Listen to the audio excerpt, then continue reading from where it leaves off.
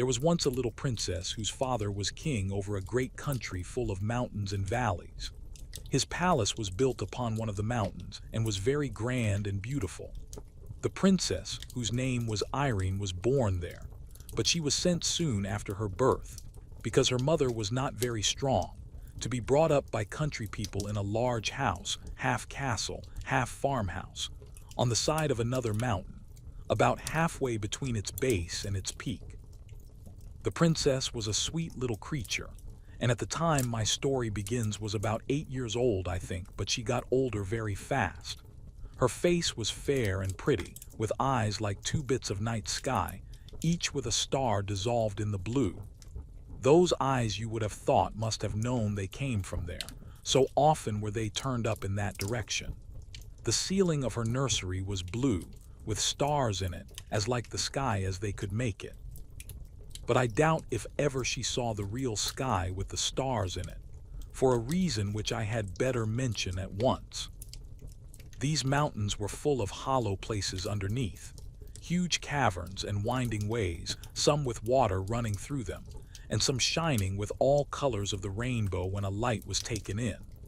There would not have been much known about them, had there not been mines there, great deep pits, with long galleries and passages running off from them, which had been dug to get at the ore of which the mountains were full. In the course of digging, the miners came upon many of these natural caverns. A few of them had far-off openings out on the side of a mountain, or into a ravine. Now in these subterranean caverns lived a strange race of beings, called by some gnomes, by some kobolds, by some goblins. There was a legend current in the country that at one time they lived above ground, and were very like other people. But for some reason or other, concerning which there were different legendary theories, the king had laid what they thought too severe taxes upon them, or had required observances of them they did not like, or had begun to treat them with more severity in some way or other, and impose stricter laws. And the consequence was that they had all disappeared from the face of the country.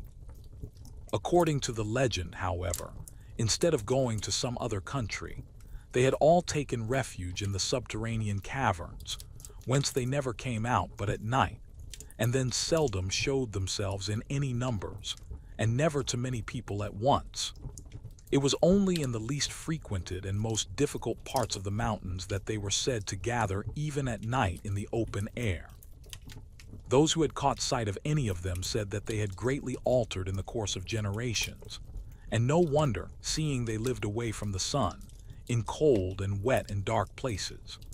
They were now not ordinarily ugly, but either absolutely hideous or ludicrously grotesque both in face and form.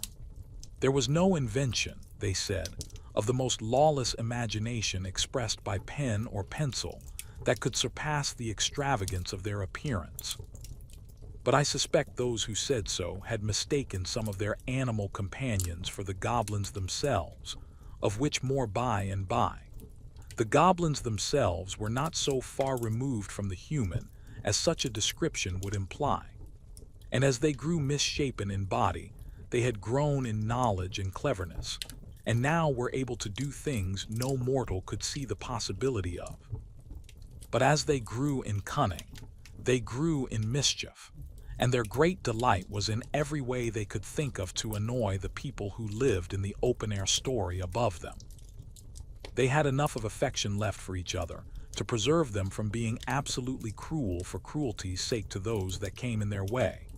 But still, they so heartily cherished the ancestral grudge against those who occupied their former possessions, and especially against the descendants of the king who had caused their expulsion, that they sought every opportunity of tormenting them in ways that were as odd as their inventors. And although dwarfed and misshapen, they had strength equal to their cunning. In the process of time, they had got a king and a government of their own, whose chief business, beyond their own simple affairs, was to devise trouble for their neighbors. It will now be pretty evident why the little princess had never seen the sky at night. They were much too afraid of the goblins to let her out of the house then, even in company with ever so many attendants, and they had good reason, as we shall see by and by. Chapter 2. The Princess Loses Herself. I have said the Princess Irene was about 8 years old when my story begins, and this is how it begins. One very wet day, when the mountain was covered with mist which was constantly gathering itself together into raindrops, and pouring down on the roofs of the great old house, whence it fell in a fringe of water from the eaves all. Round about it the princess could not of course go out. She got very tired, so tired that even her toys could no longer amuse her. You would wonder at that if I had time to describe to you one half of the toys she had. But then, you wouldn't have the toys themselves, and that makes all the difference. You can't get tired of a thing before you have it. It was a picture, though, worth seeing. The princess sitting in the nursery with the sky ceiling over her head, at a great table covered with her toys. If the artist would like to draw this, I should advise him not to meddle with the toys. I am afraid of attempting to describe them, and I think he had better not try to draw them. He had better not. He can do 1,000 things I can't, but I don't think he could draw those toys. No man could better make the princess herself than he could, though, leaning with her back bowed into the back of the chair, her head hanging down and her hands in her lap, very miserable as she would say herself, not even knowing what she would like, except it were to go out and get thoroughly wet and catch a particularly nice cold, and have to go to bed and take gruel. The next moment after you see her sitting there, her nurse goes out of the room. Even that is a change, and the princess wakes up a little and looks about her. Then she tumbles off her chair and runs out of the door, not the same door the nurse went out of, but one which opened at the foot of a curious old stair of worm-eaten oak, which looked as if never anyone had set foot upon it. She had once before been up 6 steps, and that was sufficient reason, in such a day, for trying to find out what was at the top of it. Up and up she ran, such a long way it seemed to her, until she came to the top of the 3rd flight. There she found the landing was the end of a long passage. Into this she ran. It was full of doors on each side. There were so many that she did not care to open any, but ran on to the end, where she turned into another passage, also full of doors. When she had turned twice more and still saw doors and only doors about her, she began to get frightened. It was so silent. And all those doors must hide rooms with nobody in them. That was dreadful. Also the rain made a great trampling noise on the roof. She turned and started at full speed, her little footsteps echoing through the sounds of the rain, back for the stairs and her safe nursery. So she thought, but she had lost herself long ago. It doesn't follow that she was lost, because she had lost herself, though. She ran for some distance, turned several times, and then began to be afraid. Very soon she was sure that she had lost the way back. Rooms everywhere and no stair. Her little heart beat as fast as her little feet ran, and a lump of tears was growing in her throat. But she was too eager and perhaps too frightened to cry for some time. At last her hope failed her. Nothing but passages and doors everywhere. She threw herself on the floor and burst into a wailing cry broken by sobs. She did not cry long, however, for she was as brave as could be expected of a princess of her age. After a good cry, she got up and brushed the dust from her frock. Oh, what old dust it was! Then she wiped her eyes with her hands, for princesses don't always have their handkerchiefs in their pockets, any more than some other little girls I know of.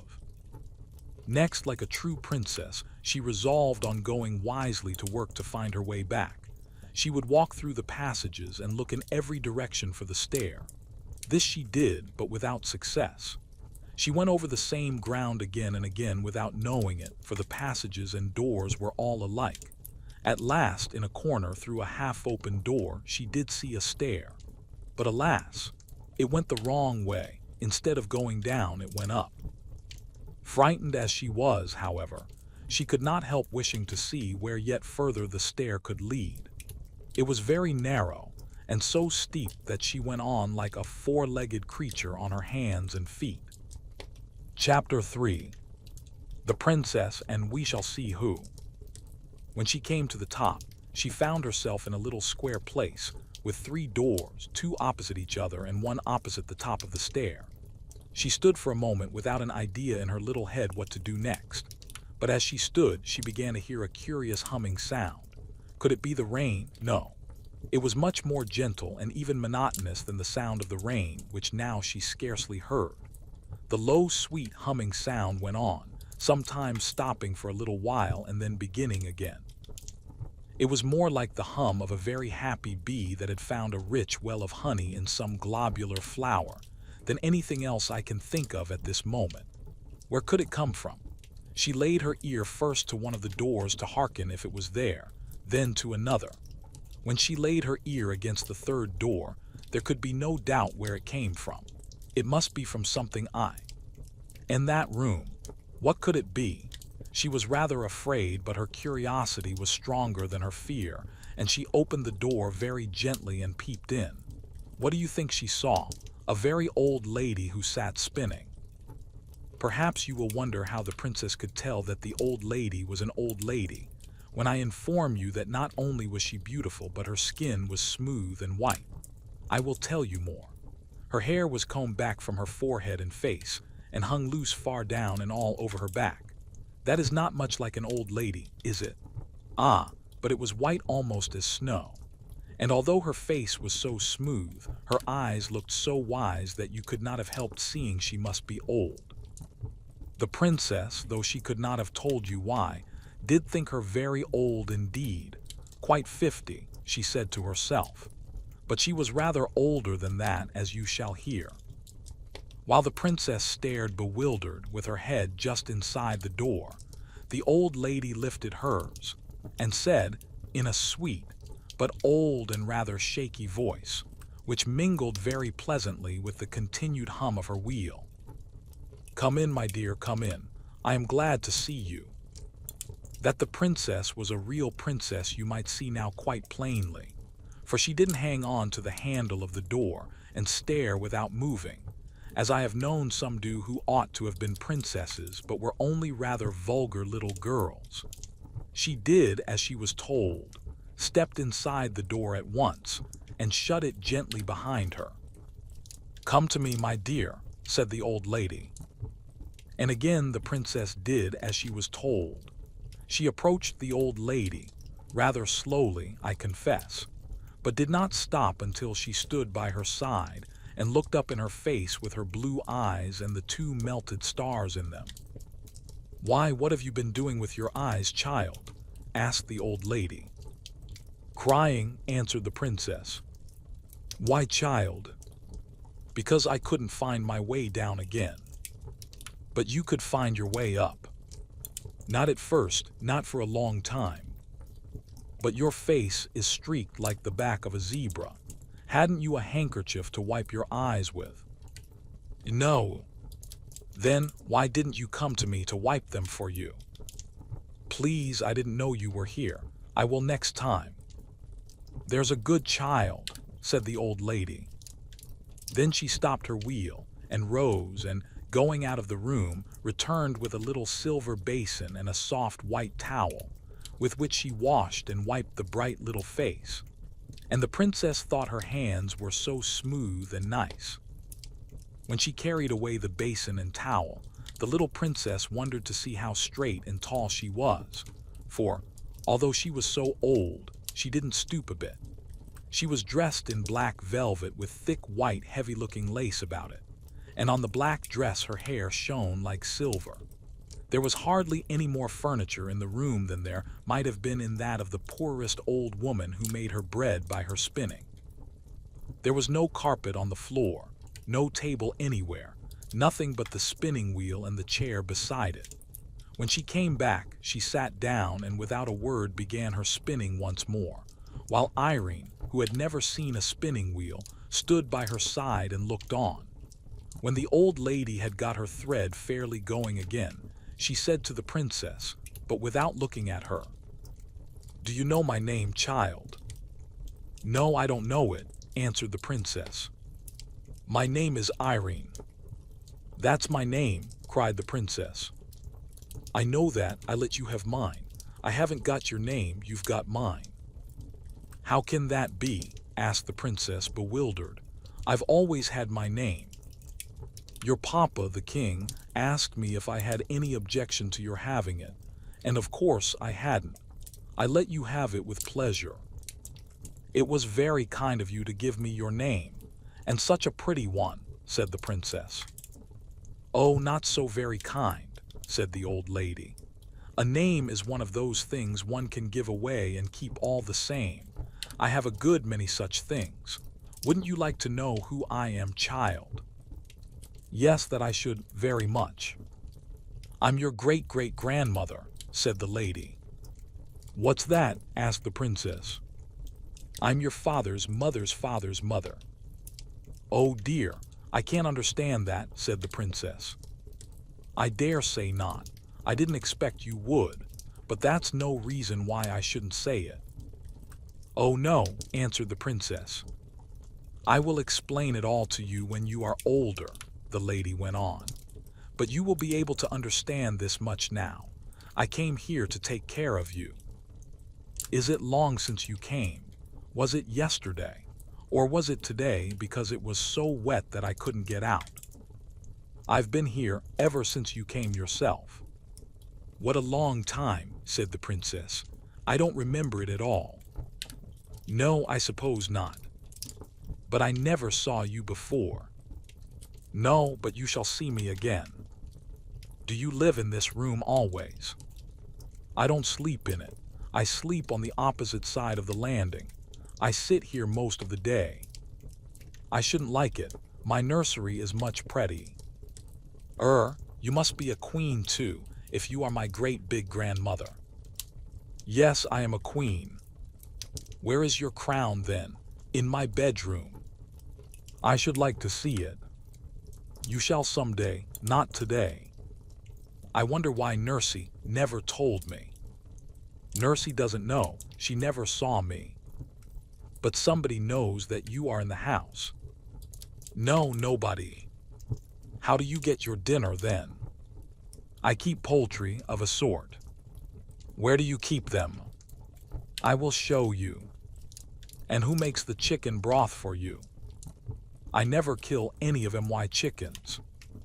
"Then I can't understand." "What did you have for breakfast this morning?" asked the lady. "Oh, I had bread and milk and an egg. I dare say you eat their eggs." "Yes, that's it, I eat their eggs." "Is that what makes your hair so white?" "No, my dear, it's old age. I am very old." "I thought so. Are you 50? "Yes, more than that." "Are you 100? "Yes, more than that. I am too old for you to guess. Come and see my chickens." Again she stopped her spinning. She rose, took the princess by the hand, led her out of the room, and opened the door opposite the stair. The princess expected to see a lot of hens and chickens, but instead of that she saw the blue sky first, and then the roofs of the house with a multitude of the loveliest pigeons, mostly white, but of all colors, walking about, making bows to each other, and talking a language she could not understand. She clapped her hands with delight, and up rose such a flapping of wings that she in her turn was startled. "You've frightened my poultry," said the old lady, smiling. "And they've frightened me," said the princess, smiling too. "But what very nice poultry! Are the eggs nice?" "Yes, very nice." "What a small egg spoon you must have. Wouldn't it be better to keep hens and get bigger eggs?" "How should I feed them, though?" "I see," said the princess. "The pigeons feed themselves, they've got wings." "Just so. If they couldn't fly, I couldn't eat their eggs." "But how do you get at the eggs? Where are their nests?" The lady took hold of a little loop of string in the wall at the side of the door and, lifting a shutter, showed a great many pigeonholes with nests, some with young ones and some with eggs in them. The birds came in at the other side, and she took out the eggs on this side. She closed it again quickly, lest the young ones should be frightened. "Oh, what a nice way," cried the princess. "Will you give me an egg to eat? I'm rather hungry." "I will someday, but now you must go back, or Nursey will be miserable about you. I dare say she's looking for you everywhere." "Except here," answered the princess. "Oh, how surprised she will be when I tell her about my great big grandmother." "Yes, that she will," said the old lady with a curious smile. "Mind you tell her all about it exactly." "That I will. Please will you take me back to her?" "I can't go all the way, but I will take you to the top of the stair, and then you must run down quite fast into your own room." The little princess put her hand in the old lady's, who, looking this way and that, brought her to the top of the first stair, and thence to the bottom of the second, and did not leave her till she saw her halfway down the third. When she heard the cry of her nurse's pleasure at finding her, she turned and walked up the stairs again, very fast indeed for such a very great grandmother, and sat down to her spinning with another strange smile on her sweet old face. About this spinning of hers I will tell you more another time. Guess what she was spinning? Chapter 4. What the nurse thought of it. "Why, where can you have been, princess?" asked the nurse, taking her in her arms. "It's very unkind of you to hide away so long. I began to be afraid." Here she checked herself. "What were you afraid of, Nursey?" asked the princess. "Never mind," she answered. "Perhaps I will tell you another day. Now tell me where you have been." "I've been up a long way to see my very great, huge old grandmother," said the princess. "What do you mean by that?" asked the nurse, who thought she was making fun. "I mean that I've been a long way up and up to see my great grandmother." "Ah, Nursey, you don't know what a beautiful mother of grandmothers I've got upstairs. She is such an old lady, with such lovely white hair, as white as my silver cup. Now when I think of it, I think her hair must be silver." "What nonsense you are talking, princess," said the nurse. "I'm not talking nonsense," returned Irene, rather offended. "I will tell you all about her. She's much taller than you and much prettier." "Oh, I dare say," remarked the nurse. "And she lives upon pigeons' eggs." "Most likely," said the nurse. "And she sits in an empty room, spinning all day long." "Not a doubt of it," said the nurse. "And she keeps her crown in her bedroom." "Of course, quite the proper place to keep her crown in. She wears it in bed, I'll be bound." "She didn't say that, and I don't think she does that." "Wouldn't be comfortable, would it? I don't think my papa wears his crown for a nightcap. Does he, Nursey?" "I never asked him. I dare say he does." "And she's been there ever since I came here, ever so many years." "Anybody could have told you that," said the nurse, who did not believe a word Irene was saying. "Why didn't you tell me then?" "There was no necessity.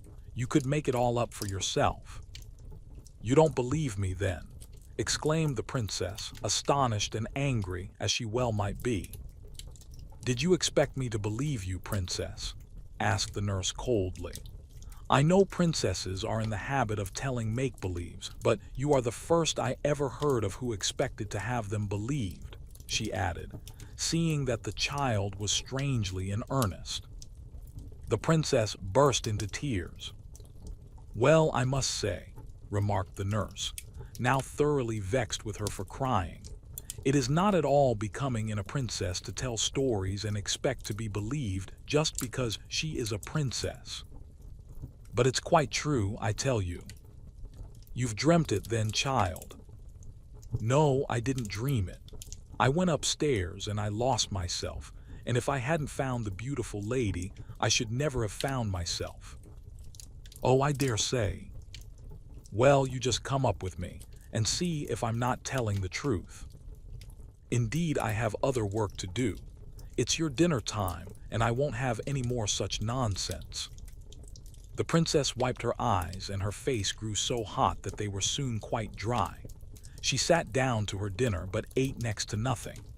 Not to be believed does not at all agree with princesses, for a real princess cannot tell a lie. So all the afternoon she did not speak a word. Only when the nurse spoke to her, she answered her, for a real princess is never rude, even when she does well to be offended. Of course, the nurse was not comfortable in her mind. Not that she suspected the least truth in Irene's story, but that she loved her dearly and was vexed with herself for having been cross to her. She thought her crossness was the cause of the princess's unhappiness, and had no idea that she was really and deeply hurt at not being believed. But as it became more and more plain during the evening in her every motion and look, that, although she tried to amuse herself with her toys, her heart was too vexed and troubled to enjoy them, her nurse's discomfort grew and grew. When bedtime came, she undressed and laid her down, but the child, instead of holding up her little mouth to be kissed, turned away from her and lay still.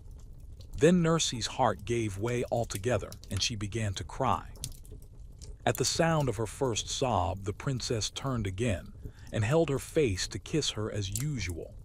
But the nurse had her handkerchief to her eyes and did not see the movement. "Nursey," said the princess, "why won't you believe me?" "Because I can't believe you," said the nurse, getting angry again. "Ah, then you can't help it," said Irene, "and I will not be vexed with you any more. I will give you a kiss and go to sleep." "You little angel," cried the nurse, and caught her out of bed and walked about the room with her in her arms, kissing and hugging her. "You will let me take you to see my dear old great big grandmother, won't you?" said the princess, as she laid her down again. "And you won't say I'm ugly any more, will you, princess?" "Nursey, I never said you were ugly. What can you mean?" "Well, if you didn't say it, you meant it." "Indeed, I never did." "You said I wasn't so pretty as that."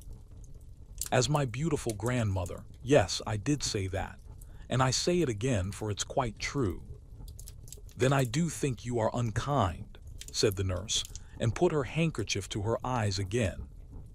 "Nursey, dear, everybody can't be as beautiful as every other body, you know. You are very nice looking, but if you had been as beautiful as my grandmother—" "Bother your grandmother," said the nurse. "Nurse, that's very rude. You are not fit to be spoken to till you can behave better." The princess turned away once more, and again the nurse was ashamed of herself. "I'm sure I beg your pardon, princess," she said, though still in an offended tone. But the princess let the tone pass and heeded only the words. "You won't say it again, I am sure," she answered, once more turning towards her nurse. "I was only going to say that if you had been twice as nice-looking as you are, some king or other would have married you, and then what would have become of me?" "You are an angel," repeated the nurse, again embracing her.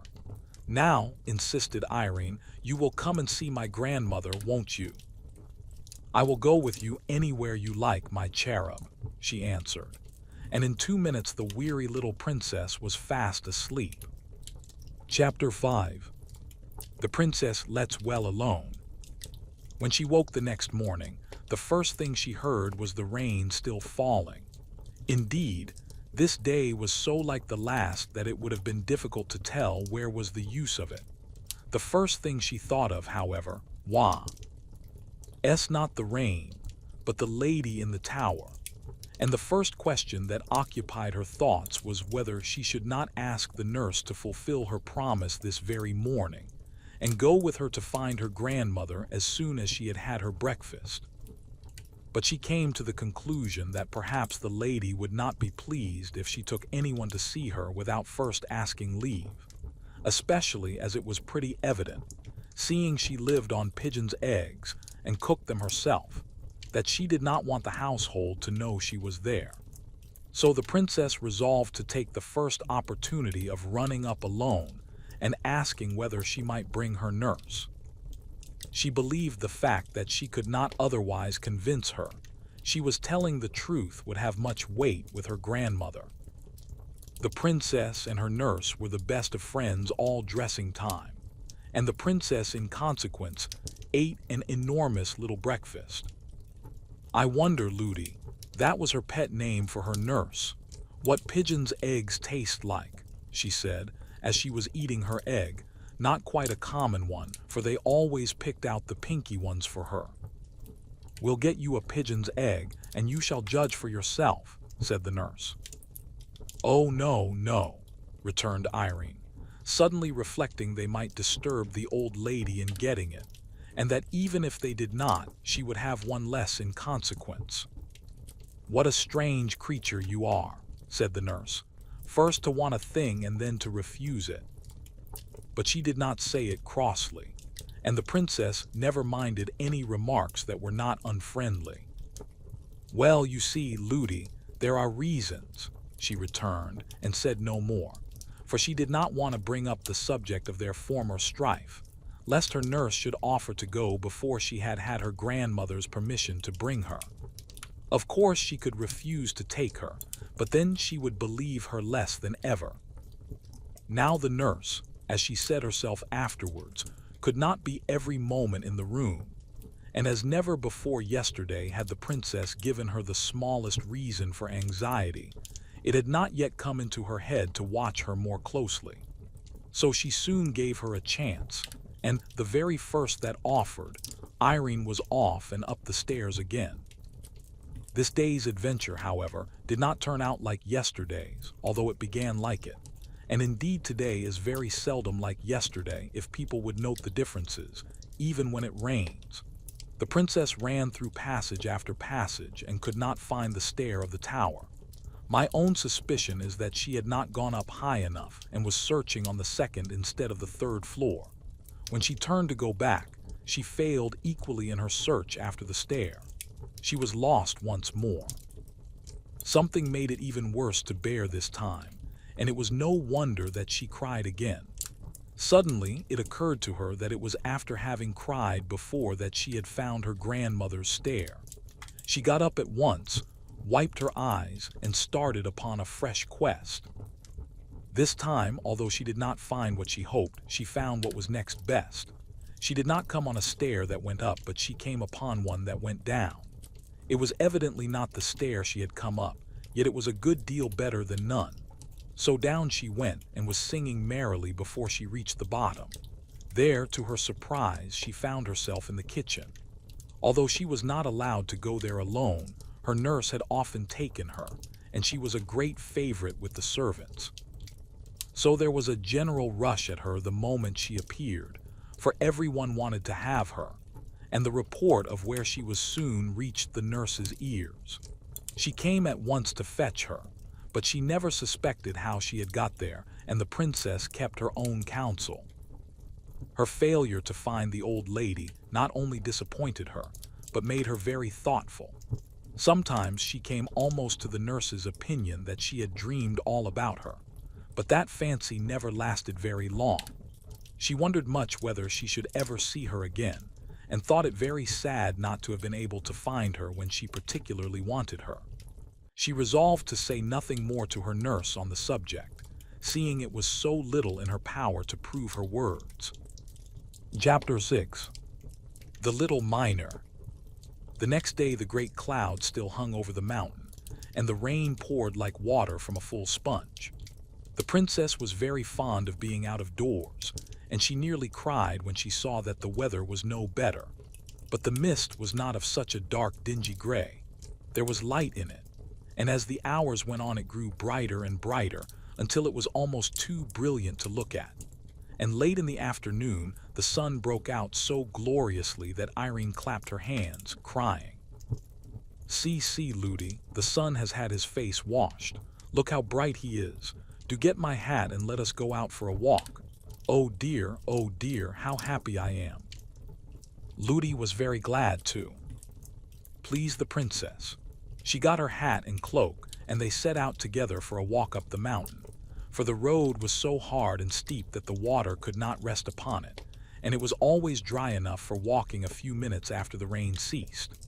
The clouds were rolling away in broken pieces, like great, over-woolly sheep, whose wool the sun had bleached till it was almost too white for the eyes to bear.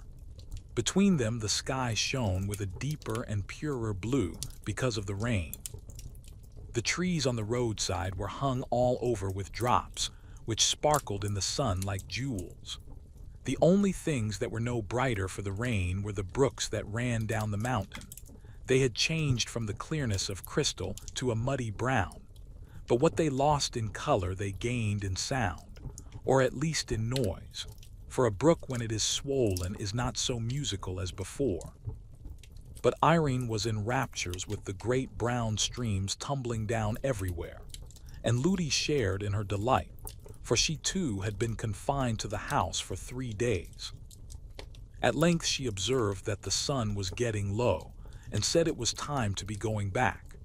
She made the remark again and again, but every time the princess begged her to go on just a little farther and a little farther, reminding her that it was much easier to go downhill, and saying that when they did turn they would be at home in a moment. So on and on they did go, now to look at a group of ferns over whose tops a stream was pouring in a watery arch, now to pick a shining stone from a rock by the wayside, now to watch the flight of some bird. Suddenly the shadow of a great mountain peak came up from behind and shot in front of them. When the nurse saw it, she started and shook, and catching hold of the princess's hand turned and began to run down the hill. "What's all the haste, nursey?" asked Irene, running alongside of her. "We must not be out a moment longer." "But we can't help being out a good many moments longer." It was too true. The nurse almost cried. They were much too far from home. It was against express orders to be out with the princess 1 moment after the sun was down, and they were nearly a mile up the mountain. If His Majesty, Irene's papa, were to hear of it, Ludi would certainly be dismissed, and to leave the princess would break her heart. It was no wonder she ran. But Irene was not in the least frightened, not knowing anything to be frightened at. She kept on chattering as well as she could, but it was not easy. "Ludi, Ludi, why do you run so fast? It shakes my teeth when I talk." "Then don't talk," said Ludi. But the princess went on talking. She was always saying, "Look, look, Ludi." But Ludi paid no more heed to anything she said, only ran on. "Look, look, Ludi. Don't you see that funny man peeping over the rock?" Ludi only ran the faster. They had to pass the rock, and when they came nearer, the princess saw it was only a lump of the rock itself that she had taken for a man. "Look, look, Ludi. There's such a curious creature at the foot of that old tree. Look at it, Ludi. It's making faces at us, I do think." Ludi gave a stifled cry and ran faster still, so fast that Irene's little legs could not keep up with her, and she fell with a crash. It was a hard downhill road, and she had been running very fast, so it was no wonder she began to cry. This put the nurse nearly beside herself, but all she could do was to run on, the moment she got the princess on her feet again. "Who's that laughing at me?" said the princess, trying to keep in her sobs and running too fast for her grazed knees. "Nobody, child," said the nurse almost angrily. But that instant there came a burst of coarse tittering from somewhere near, and a hoarse, indistinct voice that seemed to say, "Lies, lies, lies." "Oh," cried the nurse with a sigh that was almost a scream, and ran on faster than ever. "Nursey, Ludi, I can't run any more. Do let us walk a bit." "What am I to do?" said the nurse. "Here, I will carry you." She caught her up, but found her much too heavy to run with and had to set her down again. Then she looked wildly about her, gave a great cry and said, "We've taken the wrong turning somewhere and I don't know where we are. We are lost, lost." The terror she was in had quite bewildered her. It was true enough they had lost the way. They had been running down into a little valley in which there was no house to be seen. Now Irene did not know what good reason there was for her nurse's terror, for the servants had all strict orders never to mention the goblins to her, but it was very discomposing to see her nurse in such a fright. Before, however, she had time to grow thoroughly alarmed like her, she heard the sound of whistling, and that revived her. Presently she saw a boy coming up the road from the valley to meet them. He was the whistler, but before they met his whistling changed to singing. And this is something like what he sang. Lar, ing dod bang. Go the hammers clang. Hit and turn and bore. Whiz and puff and roar. Thus we rive the rocks. Force the goblin locks. See the shining ore. 1, 2, 3. Bright as gold can be. 4, 5, 6. Shovels, mattocks, picks. 7, 8, 9. Light your lamp at mine. 10, 11, 12. Loosely hold the helve. We're the merry miner boys. Make the goblins hold their noise. I wish you would hold your noise, said the nurse rudely, for the very word goblin at such a time and in such a place made her tremble. It would bring the goblins upon them to a certainty, she thought, to defy them in that way. But whether the boy heard her or not, he did not stop his singing. 13, 14, 15. This is worth the siftin'. 16, 17, 18. There's the match and late in. 19, 20. Goblins in a plenty. Do be quiet, cried the nurse in a whispered shriek, but the boy, who was now close at hand, still went on. Hush, scush, scurry. There you go in a hurry. Gobble, gobble, goblin. There you go a wobblin'. Sobble, hobble, hobblin'. Cobble, cobble, cobblin'. Bob goblin. Who what? There, said the boy as he stood still opposite them. There, that'll do for them. They can't bear singing and they can't stand that song. They can't sing themselves, for they have no more voice than a crow, and they don't like other people to sing. The boy was dressed in a miner's dress, with a curious cap on his head. He was a very nice-looking boy, with eyes as dark as the mines in which he worked, and as sparkling as the crystals in their rocks. He was about 12 years old. His face was almost too pale for beauty, which came of his being so little in the open air and the sunlight, for even vegetables grown in the dark are white. But he looked happy, merry indeed, perhaps at the thought of having routed the goblins, and his bearing as he stood before them had nothing clownish or rude about it. I saw them, he went on, as I came up, and I'm very glad I did. I knew they were after somebody, but I couldn't see who it was. They won't touch you so long as I'm with you. Why, who are you? Asked the nurse, offended at the freedom with which he spoke to them. I'm Peter's son. Who's Peter? Peter the miner. I don't know him. I'm his son, though. And why should the goblins mind you, pray? Because I don't mind them. I'm used to them. What difference does that make? If you're not afraid of them, they're afraid of you. I'm not afraid of them, that's all. But it's all that's wanted up here, that is. It's a different thing down there. They won't always mind that song even down there.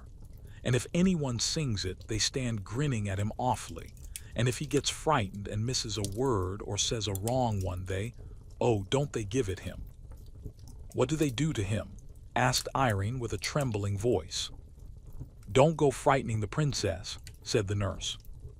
The princess, repeated the little miner, taking off his curious cap. I beg your pardon, but you oughtn't to be out so late. Everybody knows that's against the law. Yes, indeed it is, said the nurse, beginning to cry again, and I shall have to suffer for it. What does that matter? Said the boy. It must be your fault. It is the princess who will suffer for it. I hope they didn't hear you call her the princess. If they did, they're sure to know her again. They're awfully sharp. Ludi, Ludi, cried the princess, take me home. Don't go on like that, said the nurse to the boy, almost fiercely. How could I help it? I lost my way. You shouldn't have been out so late. You wouldn't have lost your way if you hadn't been frightened, said the boy. Come along. I'll soon set you right again. Shall I carry your little highness? Impertinence, murmured the nurse, but she did not say it aloud, for she thought if she made him angry he might take his revenge by telling someone belonging to the house, and then it would be sure to come to the king's ears. No, thank you, said Irene. I can walk very well, though I can't run so fast as Nursey. If you will give me one hand, Ludi will give me another, and then I shall get on famously. They soon had her between them, holding a hand of each. Now let's run, said the nurse. No, no, said the little miner. That's the worst thing you can do. If you hadn't run before, you would not have lost your way, and if you run now, they will be after you in a moment.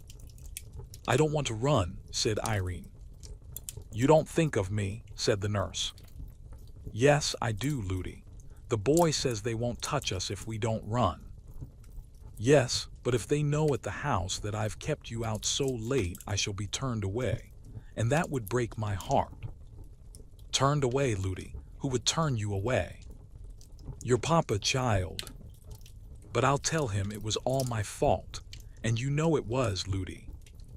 He won't mind that, I'm sure he won't. Then I'll cry and go down on my knees to him, and beg him not to take away M. Why, own dear Ludi. The nurse was comforted at hearing this and said no more. They went on, walking pretty fast but taking care not to run a step. I want to talk to you, said Irene to the little miner, but it's so awkward. I don't know your name. My name's Curdy, little princess. What a funny name, Curdy. What more? Curdy Peterson. What's your name, please? Irene. What more? I don't know what more. What more is my name, Ludi? Princesses haven't got more than one name. They don't want it. Oh, then, Curdy, you must call me just Irene and no more. No, indeed, said the nurse indignantly. He shall do no such thing. What shall he call me, then, Ludi? Your Royal Highness. My Royal Highness? What's that? No, no, Ludi. I won't be called names. I don't like them. You told me once yourself it's only rude children that call names, and I'm sure Curdy wouldn't be rude. Curdy, my name's Irene. Well, Irene, said Curdy, with a glance at the nurse which showed he enjoyed teasing her, it is very kind of you to let me call you anything. I like your name very much. He expected the nurse to interfere again, but he soon saw that she was too frightened to speak. She was staring at something a few yards before them in the middle of the path, where it narrowed between rocks so that only one could pass at a time. It is very much kinder of you to go out of your way to take us home, said Irene. I'm not going out of my way yet, said Curdy. It's on the other side of those rocks the path turns off to my father's. You wouldn't think of leaving us till we're safe home, I'm sure, gasped the nurse. Of course not, said Curdy. You dear, good, kind Curdy. I'll give you a kiss when we get home, said the princess. The nurse gave her a great pull by the hand she held, but at that instant the something in the middle of the way, which had looked like a great lump of earth brought down by the rain, began to move. One after another it shot out 4 long things, like 2 arms and 2 legs, but it was now too dark to tell what they were. The nurse began to tremble from head to foot. Irene clasped Curdy's hand yet faster, and Curdy began to sing again. 1, 2. Hit and hew. 3, 4. Blast and bore. 5, 6. There's a fix. 7, 8. Hold it straight. 9, 10. Hit again. Hurry scurry. Bother smother. There's a toad. In the road. Smash it. Squash it. Fry it. Dry it. You're another. Up and off. There's enough. Who what? As he uttered the last words, Curdie let go his hold of his companion and rushed at the thing in the road as if he would trample it under his feet. It gave a great spring and ran straight up one of the rocks like a huge spider. Curdie turned back laughing and took Irene's hand again. She grasped his very tight, but said nothing till they had passed the rocks. A few yards more and she found herself on a part of the road she knew and was able to speak again. "Do you know, Curdie, I don't quite like your song. It sounds to me rather rude," she said. "Well, perhaps it is," answered Curdie. "I never thought of that. It's a way we have. We do it because they don't like it." "Who don't like it?" "The cobs, as we call them." "Don't," said the nurse. "Why not?" said Curdie. "I beg you won't, please don't." "Oh, if you ask me that way, of course I won't, though I don't a bit know why. Look, there are the lights of your great house down below. You'll be at home in 5 minutes now." Nothing more happened. They reached home in safety. Nobody had missed them or even known they had gone out, and they arrived at the door belonging to their part of the house without anyone seeing them. The nurse was rushing in with a hurried and not over-gracious good night to Curdie, but the princess pulled her hand from hers and was just throwing her arms round Curdie's neck when she caught her again and dragged her away. "Ludi, Ludi, I promised a kiss," cried Irene.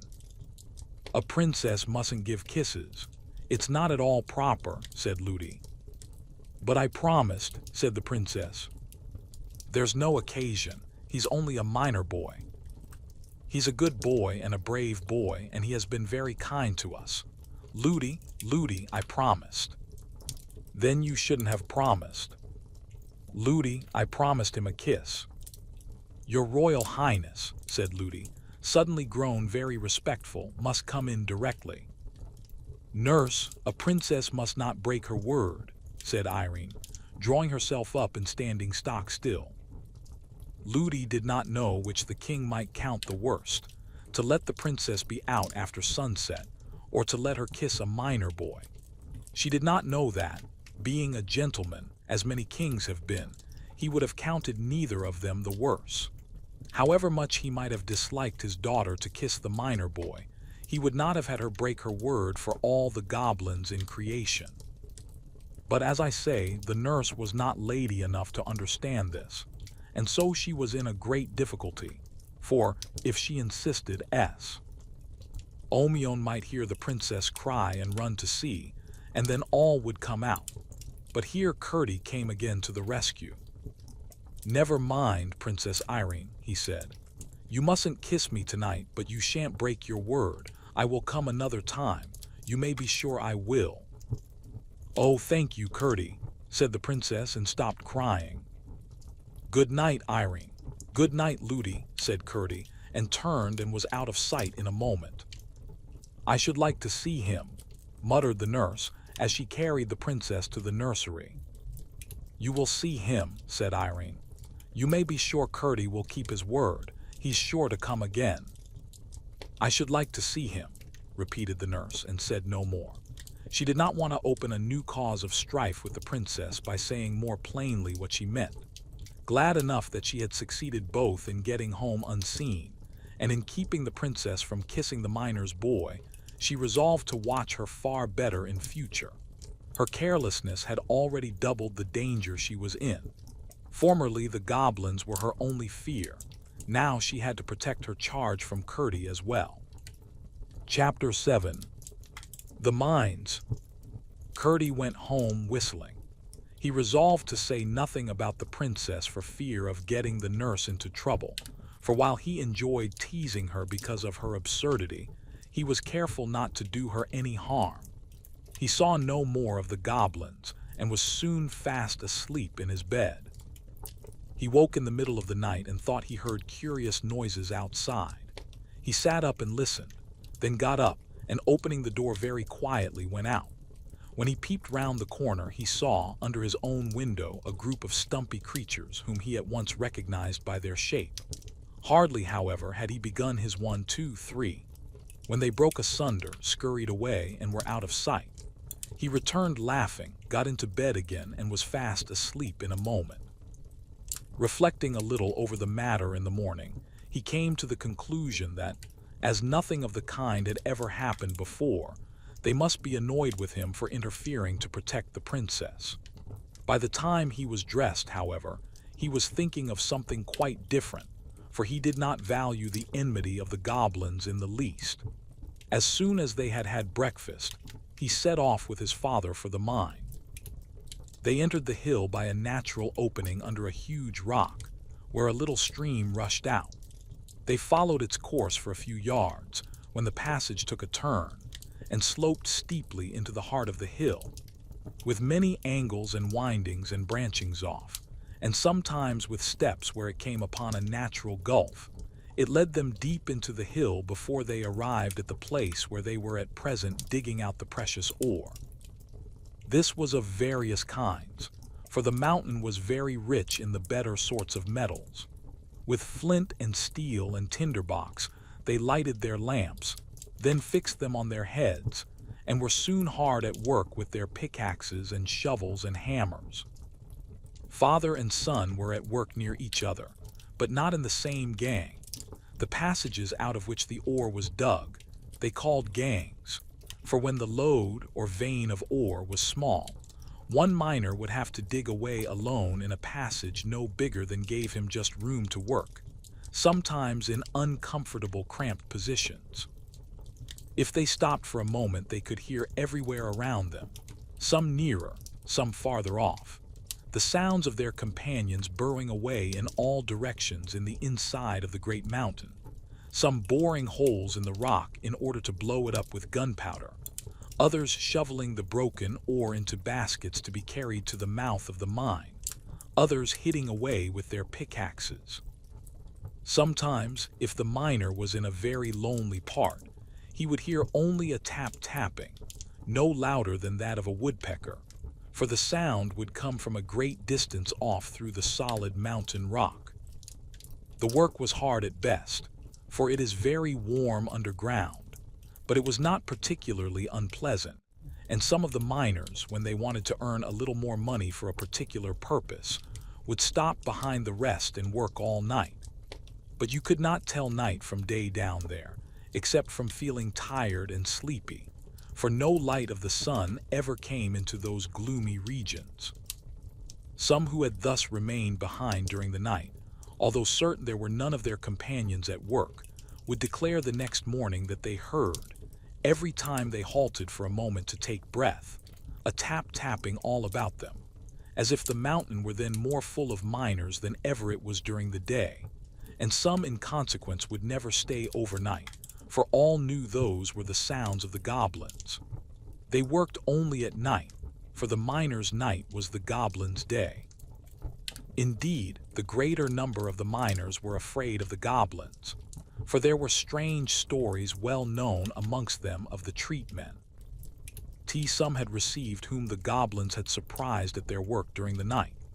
The more courageous of them, however, amongst them Peter Peterson and Curdy, who in this took after his father, had stayed in the mine all night again and again, and although they had several times encountered a few stray goblins, had never yet failed in driving them away. As I have indicated already, the chief defense against them was verse, for they hated verse of every kind, and some kinds they could not endure at all. I suspect they could not make any themselves, and that was why they disliked it so much. At all events, those who were most afraid of them were those who could neither make verses themselves, nor remember the verses that other people made for them, while those who were never afraid were those who could make verses for themselves. For although there were certain old rhymes which were very effectual, yet it was well known that a new rhyme, if of the right sort, was even more distasteful to them, and therefore more effectual in putting them to flight. Perhaps my readers may be wondering what the goblins could be about, working all night long, seeing they never carried up the ore and sold it. But when I have informed them concerning what Curdy learned the very next night, they will be able to understand. For Curdy had determined, if his father would permit him, to remain there alone this night, and that for two reasons. First, he wanted to get extra wages that he might buy a very warm red petticoat for his mother, who had begun to complain of the cold of the mountain air sooner than usual this autumn. And second, he had just a faint hope of finding out what the goblins were about under his window the night before. When he told his father, he made no objection, for he had great confidence in his boy's courage and resources. "I'm sorry I can't stay with you," said Peter, "but I want to go and pay the parson a visit this evening, and besides, I've had a bit of a headache all day." "I'm sorry for that, father," said Curdy. "Oh, it's not much. You'll be sure to take care of yourself, won't you?" "Yes, father, I will. I'll keep a sharp lookout, I promise you." Curdy was the only one who remained in the mine. About 6 o'clock the rest went away, everyone bidding him good night and telling him to take care of himself, for he was a great favorite with them all. "Don't forget your rhymes," said one. "No, no," answered Curdy. "It's no matter if he does," said another, "for he'll only have to make a new one." "Yes, but he mightn't be able to make it fast enough," said another, "and while it was cooking in his head, they might take a mean advantage and set upon him." "I'll do my best," said Curdy. "I'm not afraid." "We all know that." They returned and left him. Chapter 8. The Goblins. For some time Curdy worked away briskly, throwing all the ore he had disengaged on one side behind him, to be ready for carrying out in the morning. He heard a good deal of goblin tapping, but it all sounded far away in the hill, and he paid it little heed. Towards midnight he began to feel rather hungry, so he dropped his pickaxe, got out a lump of bread which in the morning he had laid in a damp hole in the rock, sat down on a heap of ore, and ate his supper. Then he leaned back for 5 minutes' rest before beginning his work again and laid his head against the rock. He had not kept the position for 1 minute before he heard something which made him sharpen his ears. It sounded like a voice inside the rock. After a while he heard it again. It was a goblin voice. There could be no doubt about that, and this time he could make out the words. "Hadn't we better be moving?" it said. A rougher and deeper voice replied, "There's no hurry. That wretched little mole won't be through tonight if he work ever so hard. He's not by any means at the thinnest place." "But you still think the load does come through into our house?" said the first voice. "Yes, but a good bit farther on than he has got to yet. If he had struck a stroke more to the side just here," said the goblin, tapping the very stone, as it seemed to Curdy, against which his head lay, "he would have been through. But he's a couple of yards past it now, and if he follow the load it will be a week before it leads him in. You see it back there, a long way. Still, perhaps, in case of accident, it would be as well to be getting out of this. Helfer, you'll take the great chest. That's your business, you know." "Yes, Dad," said a third voice, "but you must help me to get it on my back. It's awfully heavy, you know." "Well, it isn't just a bag of smoke, I admit, but you're as strong as a mountain, Helfer." "You say so, Dad. I think myself I'm all right, but I could carry 10 times as much if it wasn't for my feet." "That is your weak point, I confess, my boy." "Ain't it yours too, Father?" "Well, to be honest, it's a goblin weakness. Why they come so soft, I declare I haven't an idea. Especially when your head's so hard, you know, Father." "Yes, my boy, the goblin's glory is his head. To think how the fellows up above there have to put on helmets and things when they go fighting. Ha, ha. But why don't we wear shoes like them, Father? I should like it, especially when I've got a chest like that on my head." "Well, you see, it's not the fashion. The king never wears shoes." "The queen does." "Yes, but that's for distinction. The first queen, you see, I mean the king's first wife, wore shoes, of course, because she came from upstairs. And so, when she died, the next queen would not be inferior to her, as she called it, and would wear shoes too. It was all pride. She is the hardest in forbidding them to the rest of the women. I'm sure I wouldn't wear them. No, not for that I wouldn't, said the first voice, which was evidently that of the mother of the family. I can't think why either of them should. Didn't I tell you the first was from upstairs, said the other. That was the only silly thing I ever knew His Majesty guilty of. Why should he marry an outlandish woman like that, one of our natural enemies too? I suppose he fell in love with her. Pooh, pooh. He's just as happy now with one of his own people. Did she die very soon? They didn't tease her to death, did they? Oh dear, no. The king worshipped her very footmarks. What made her die then? Didn't the heir agree with her? She died when the young prince was born. How silly of her. We never do that. It must have been because she wore shoes. I don't know that. Why do they wear shoes up there? Ah, now that's a sensible question, and I will answer it. But in order to do so, I must first tell you a secret. I once saw the Queen's feet. Without her shoes. Yes, without her shoes. No, did you? How was it? Never you mind how it was. She didn't know I saw them, and what do you think? They had toes. Toes, what's that? You may well ask. I should never have known if I had not seen the Queen's feet. Just imagine. The ends of her feet were split up into 5 or 6 thin pieces. Oh, horrid! How could the king have fallen in love with her? You forget that she wore shoes. That is just why she wore them.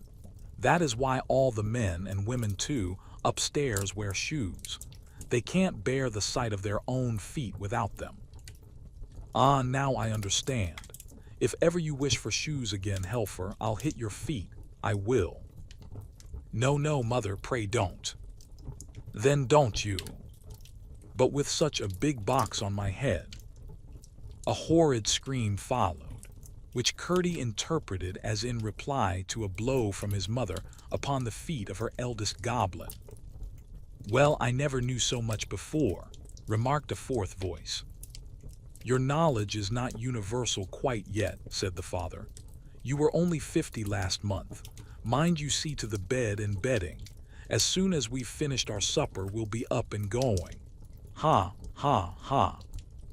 What are you laughing at, husband? I'm laughing to think what a mess the miners will find themselves in, somewhere before this day 10 years. Why, what do you mean? Oh, nothing. Oh, yes, you do mean something. You always do mean something. It's more than you do then, wife. That may be, but it's not more than I find out, you know. Ha ha, you're a sharp one. What a mother you've got, Helfer. Yes, father. Well, I suppose I must tell you. They're all at the palace consulting about it tonight, and as soon as we've got away from this thin place, I'm going there to hear what night they fix upon.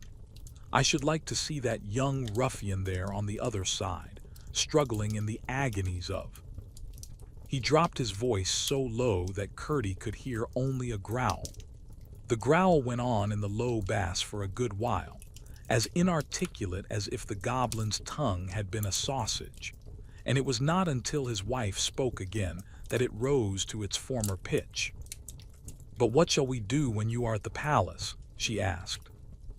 I will see you safe in the new house I've been digging for you for the last 2 months. Podge, you mind the table and chairs. I commit them to your care. The table has 7 legs, each chair 3. I shall require them all at your hands. After this arose a confused conversation about the various household goods and their transport, and Curdie heard nothing more that was of any importance. He now knew at least one of the reasons for the constant sound of the goblin hammers and pickaxes at night. They were making new houses for themselves, to which they might retreat when the miners should threaten to break into their dwellings. But he had learned 2 things of far greater importance. The first was that some grievous calamity was preparing and almost ready to fall upon the heads of the miners. The second was, the one weak point of a goblin's body. He had not known that their feet were so tender as he had now reason to suspect. He had heard it said that they had no toes. He had never had opportunity of inspecting them closely enough in the dusk in which they always appeared, to satisfy himself whether it was a correct report. Indeed, he had not been able even to satisfy himself as to whether they had no fingers, although that also was commonly said to be the fact. One of the miners, indeed, who had had more schooling than the rest, was wont to argue that such must have been the primordial condition of humanity, and that education and handicraft had developed both toes and fingers, with which proposition Curdy had once heard his father sarcastically agree, alleging in support of it the probability that babies' gloves were a traditional remnant of the old state of things, while the stockings of all ages, no regard being paid in them to the toes, pointed in the same direction. But what was of importance was the fact concerning the softness of the goblin feet, which he foresaw might be useful to all miners.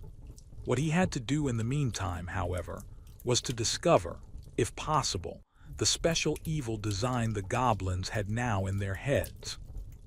Although he knew all the gangs and all the natural galleries with which they communicated in the mine part of the mountain, he had not the least idea where the palace of the king of the gnomes was. Otherwise, he would have set out at once on the enterprise of discovering what the said design was. He judged, and rightly, that it must lie in a farther part of the mountain, between which and the mine there was as yet no communication. There must be one nearly completed, however, for it could be but a thin partition which now separated them. If only he could get through in time to follow the goblins as they retreated. A few blows would doubtless be sufficient, just where his ear now lay, but if he attempted to strike there with his pickaxe, he would only hasten the departure of the family, put them on their guard, and perhaps lose their involuntary guidance. He therefore began to feel the wall with his hands, and soon found that some of the stones were loose enough to be drawn out with little noise. Laying hold of a large one with both his hands, he drew it gently out and let it down softly. "What was that noise?" said the goblin father. Curdy blew out his light, lest it should shine through. "It must be that one miner that stayed behind the rest," said the mother. "No, he's been gone a good while. I haven't heard a blow for an hour. Besides, it wasn't like that." "Then I suppose it must have been a stone carried down the brook inside. Perhaps it will have more room by and by." Curdy kept quite still. After a little while, hearing nothing but the sounds of their preparations for departure, mingled with an occasional word of direction, and anxious to know whether the removal of the stone had made an opening into the goblin's house, he put in his hand to feel. It went in a good way, and then came in contact with something soft. He had but a moment to feel it over. It was so quickly withdrawn. It was one of the toeless goblin feet. The owner of it gave a cry of fright. "What's the matter, Helfer?" asked his mother. "A beast came out of the wall and licked my foot." "Nonsense. There are no wild beasts in our country," said his father. "But it was, father. I felt it." "Nonsense, I say. Will you malign your native realms and reduce them to a level with the country upstairs? That is swarming with wild beasts of every description." "But I did feel it, father." "I tell you to hold your tongue. You are no patriot." Curdy suppressed his laughter and lay still as a mouse, but no stiller, for every moment he kept nibbling away with his fingers at the edges of the hole. He was slowly making it bigger, for here the rock had been very much shattered with the blasting. There seemed to be a good many in the family, to judge from the mass of confused talk which now and then came through the hole. But when all were speaking together, and just as if they had bottle brushes, each at least one, in their throats, it was not easy to make out much that was said. At length he heard once more what the father goblin was saying. "Now then," he said, "get your bundles on your backs. Here, Helfer, I'll help you up with your chest. I wish it was my chest, father. Your turn will come in good time enough. Make haste. I must go to the meeting at the palace tonight. When that's over, we can come back and clear out the last of the things before our enemies return in the morning. Now light your torches and come along. What a distinction it is to provide our own light instead of being dependent on a thing hung up in the air, a most disagreeable contrivance, intended no doubt to blind us when we venture out under its baleful influence. Quite glaring and vulgar, I call it, though no doubt useful to poor creatures who haven't the wit to make light for themselves. Curdie could hardly keep himself from calling through to know whether they made the fire to light their torches by.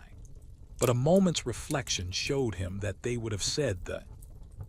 Why did, inasmuch as they struck two stones together, and the fire came. Chapter 9. The Hall of the Goblin Palace. A sound of many soft feet followed, but soon ceased. Then Curdie flew at the hole like a tiger, and tore and pulled. The sides gave way, and it was soon large enough for him to crawl through. He would not betray himself by rekindling his lamp, but the torches of the retreating company, which he found departing in a straight line up a long avenue from the door of their cave, threw back light enough to afford him a glance round the deserted home of the goblins. To his surprise, he could discover nothing to distinguish it from an ordinary natural cave in the rock, upon many of which he had come with the rest of the miners in the progress of their excavations. The goblins had talked of coming back for the rest of their household gear. He saw nothing that would have made him suspect a family had taken shelter there for a single night. The floor was rough and stony, the walls full of projecting corners, the roof in one place 20 feet high, in another endangering his forehead.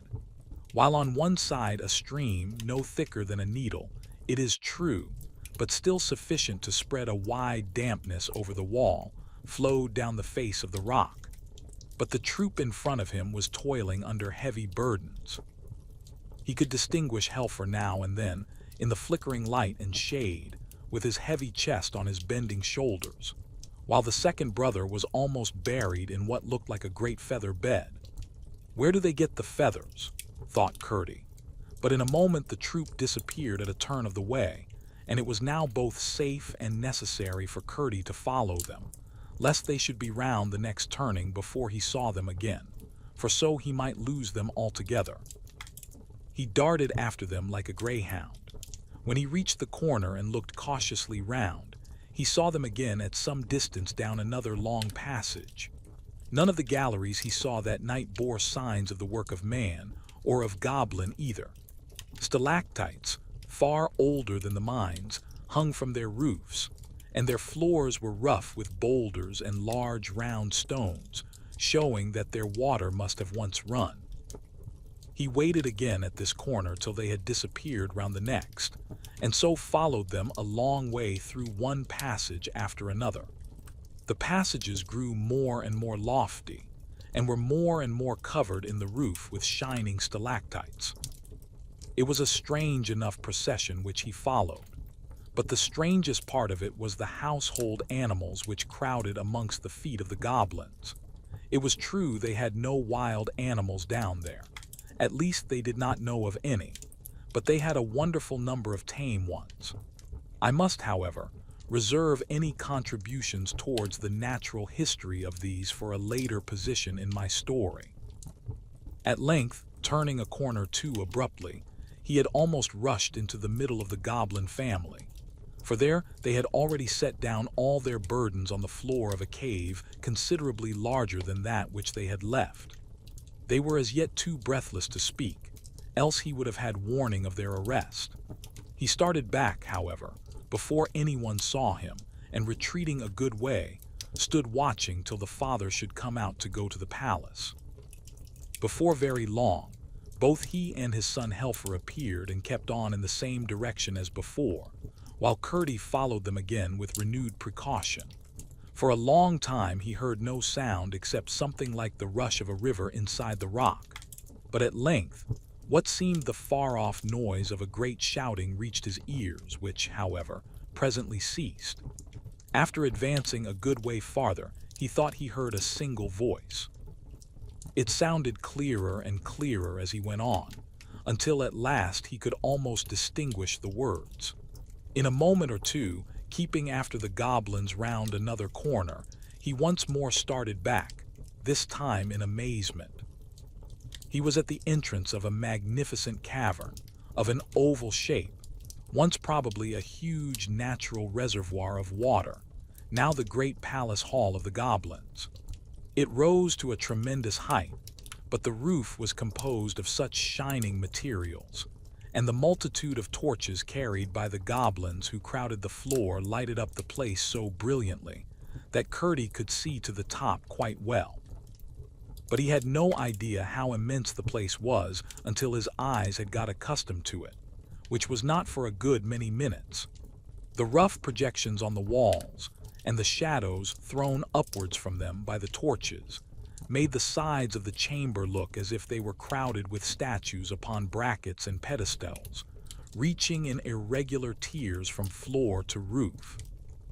The walls themselves were, in many parts, of gloriously shining substances, some of them gorgeously colored besides, which powerfully contrasted with the shadows.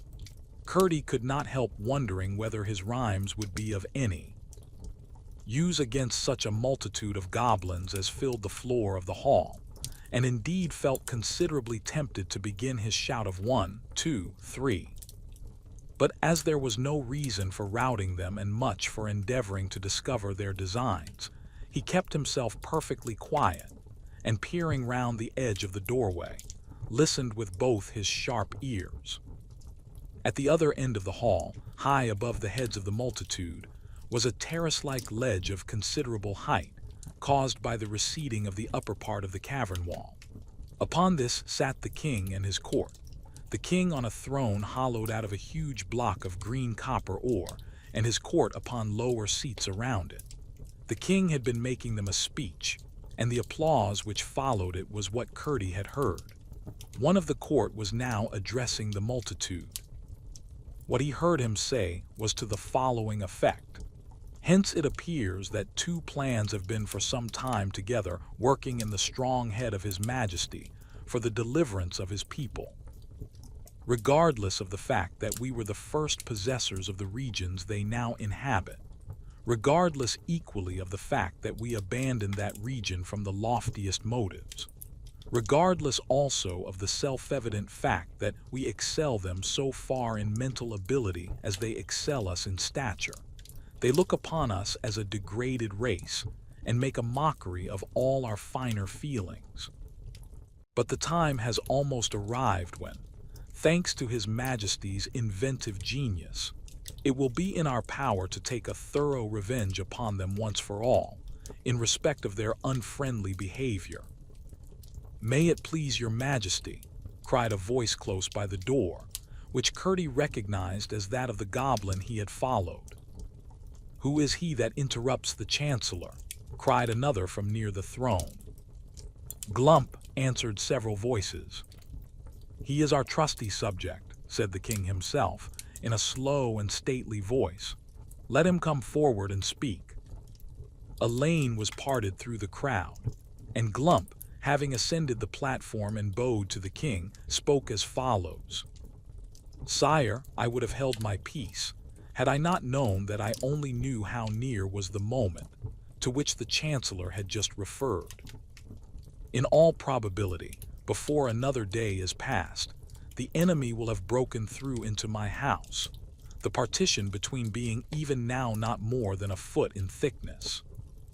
"Not quite so much," thought Curdie to himself. "This very evening I have had to remove my household effects.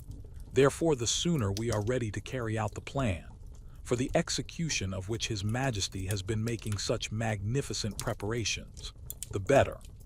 I may just add that within the last few days I have perceived a small outbreak in my dining room, which, combined with observations upon the course of the river escaping where the evil men enter, has convinced me that close to the spot must be a deep gulf in its channel. This discovery will, I trust, add considerably to the otherwise immense forces at His Majesty's disposal." He ceased, and the king graciously acknowledged his speech with a bend of his head, whereupon Glump, after a bow to His Majesty, slid down amongst the rest of the undistinguished multitude. Then the Chancellor rose and resumed. "The information which the worthy Glump has given us," he said, "might have been of considerable import at the present moment, but for that other design already referred to, which naturally takes precedence. His Majesty, unwilling to proceed to extremities, and well aware that such measures sooner or later result in violent reactions, has excogitated a more fundamental and comprehensive measure, of which I need say no more. Should His Majesty be successful, as who dares to doubt, then a peace, all to the advantage of the Goblin Kingdom, will be established for a generation at least, rendered absolutely secure by the pledge which His Royal Highness the Prince will have and hold for the good behavior of her relatives. Should His Majesty fail, which who shall dare even to imagine in his most secret thoughts, then will be the time for carrying out with rigor the design to which Glump referred, and for which our preparations are even now all but completed. The failure of the former will render the latter imperative." Curdie, perceiving that the assembly was drawing to a close, and that there was little chance of either plan being more fully discovered, now thought it prudent to make his escape before the goblins began to disperse, and slipped quietly away. There was not much danger of meeting any goblins, for all the men at least were left behind him in the palace, but there was considerable danger of his taking a wrong turning, for he had now no light, and had therefore to depend upon his memory and his hands.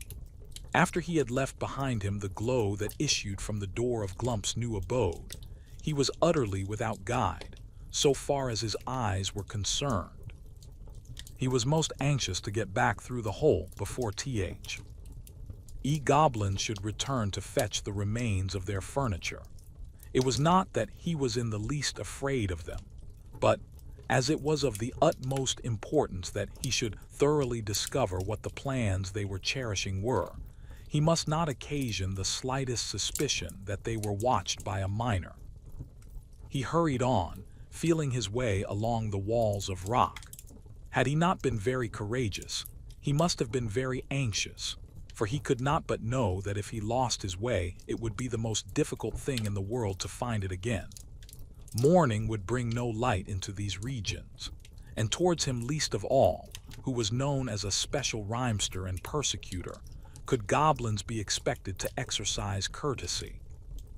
Well might he wish that he had brought his lamp and tinderbox with him, of which he had not thought when he crept so eagerly after the goblins.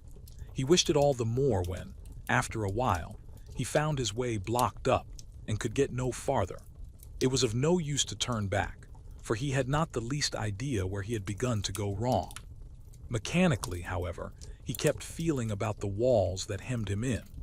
His hand came upon a place where a tiny stream of water was running down the face of the rock.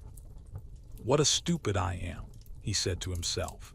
"I am actually at the end of my journey, and there are the goblins coming back to fetch their things," he added, as the red glimmer of their torches appeared at the end of the long avenue that led up to the cave.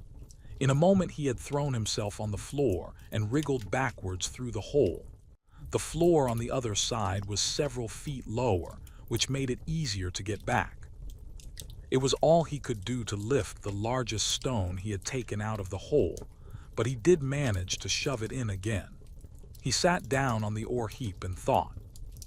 He was pretty sure that the latter plan of the goblins was to inundate the mine by breaking outlets for the water accumulated in the natural reservoirs of the mountain, as well as running through portions of it, while the part hollowed by the miners remained shut off from that inhabited by the goblins.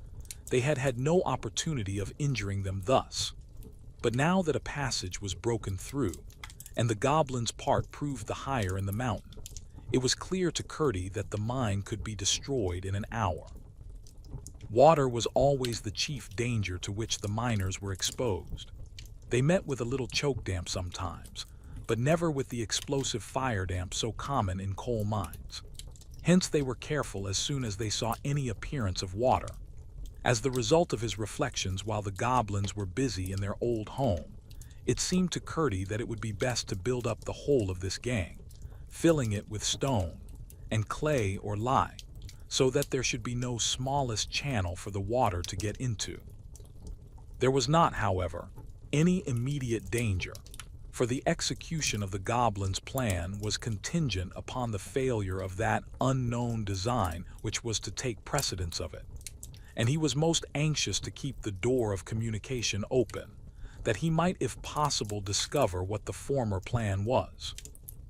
At the same time they could not resume their intermitted labors for the inundation without his finding it out, when by putting all hands to the work, the one existing outlet might in a single night be rendered impenetrable to any weight of water, for by filling the gang entirely up, their embankment would be buttressed by the sides of the mountain itself.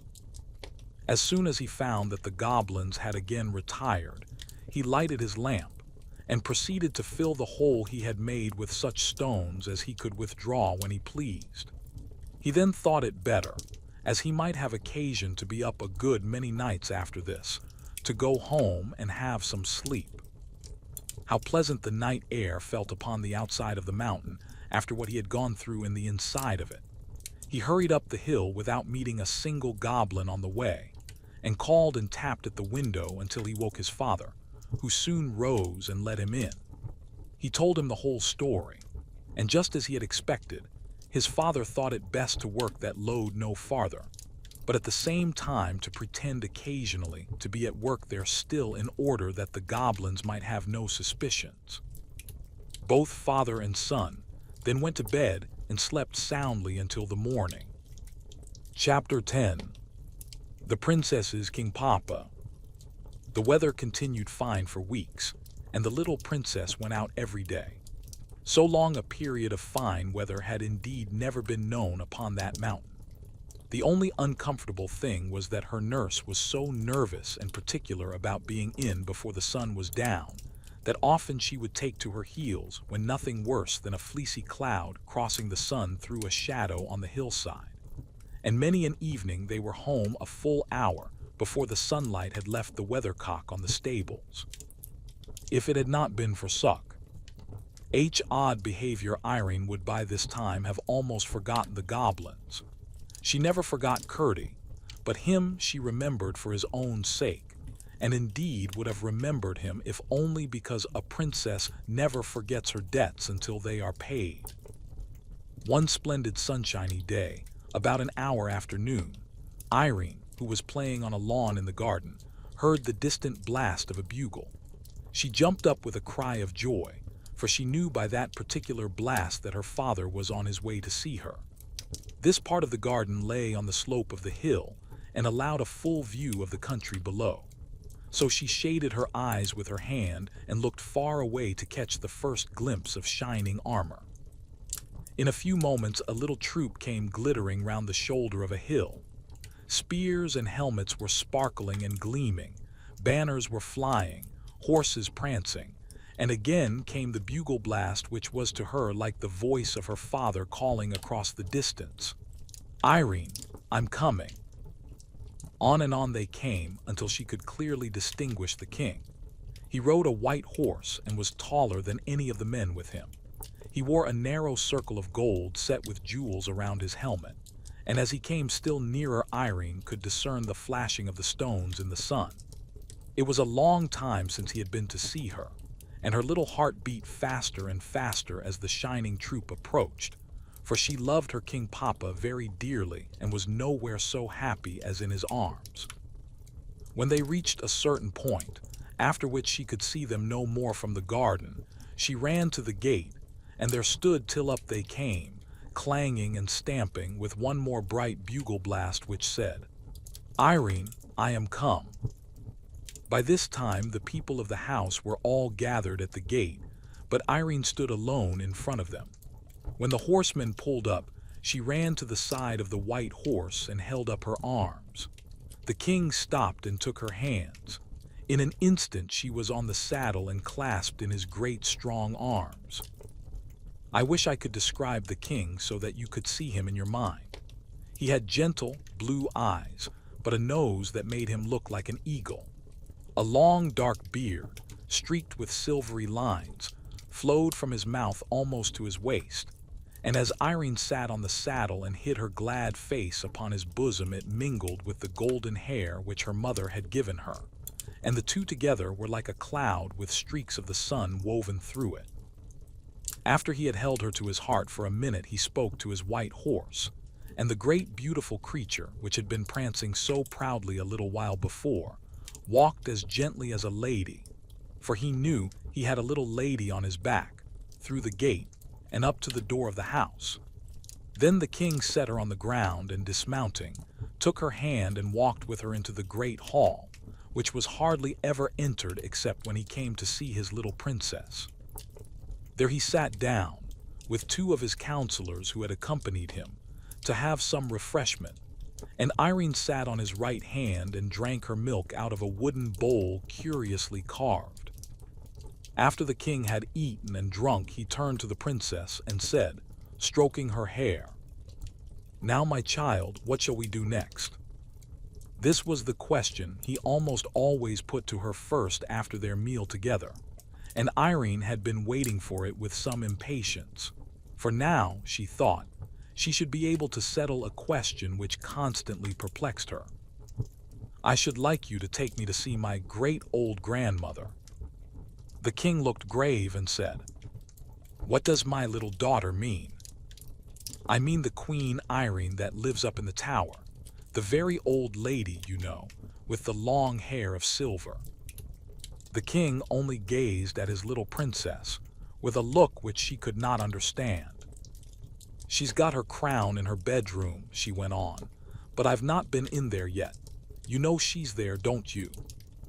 "No," said the king very quietly. "Then it must all be a dream," said Irene. "I half thought it was, but I couldn't be sure. Now I am sure of it. Besides, I couldn't find her the next time I went up." At that moment, a snow-white pigeon flew in at an open window and settled upon Irene's head. She broke into a merry laugh, cowered a little, and put up her hands to her head, saying, "Dear Dovey, don't peck me. You'll pull out my hair with your long claws if you don't mind." The king stretched out his hand to take the pigeon, but it spread its wings and flew again through the open window, when its whiteness made one flash in the sun and vanished.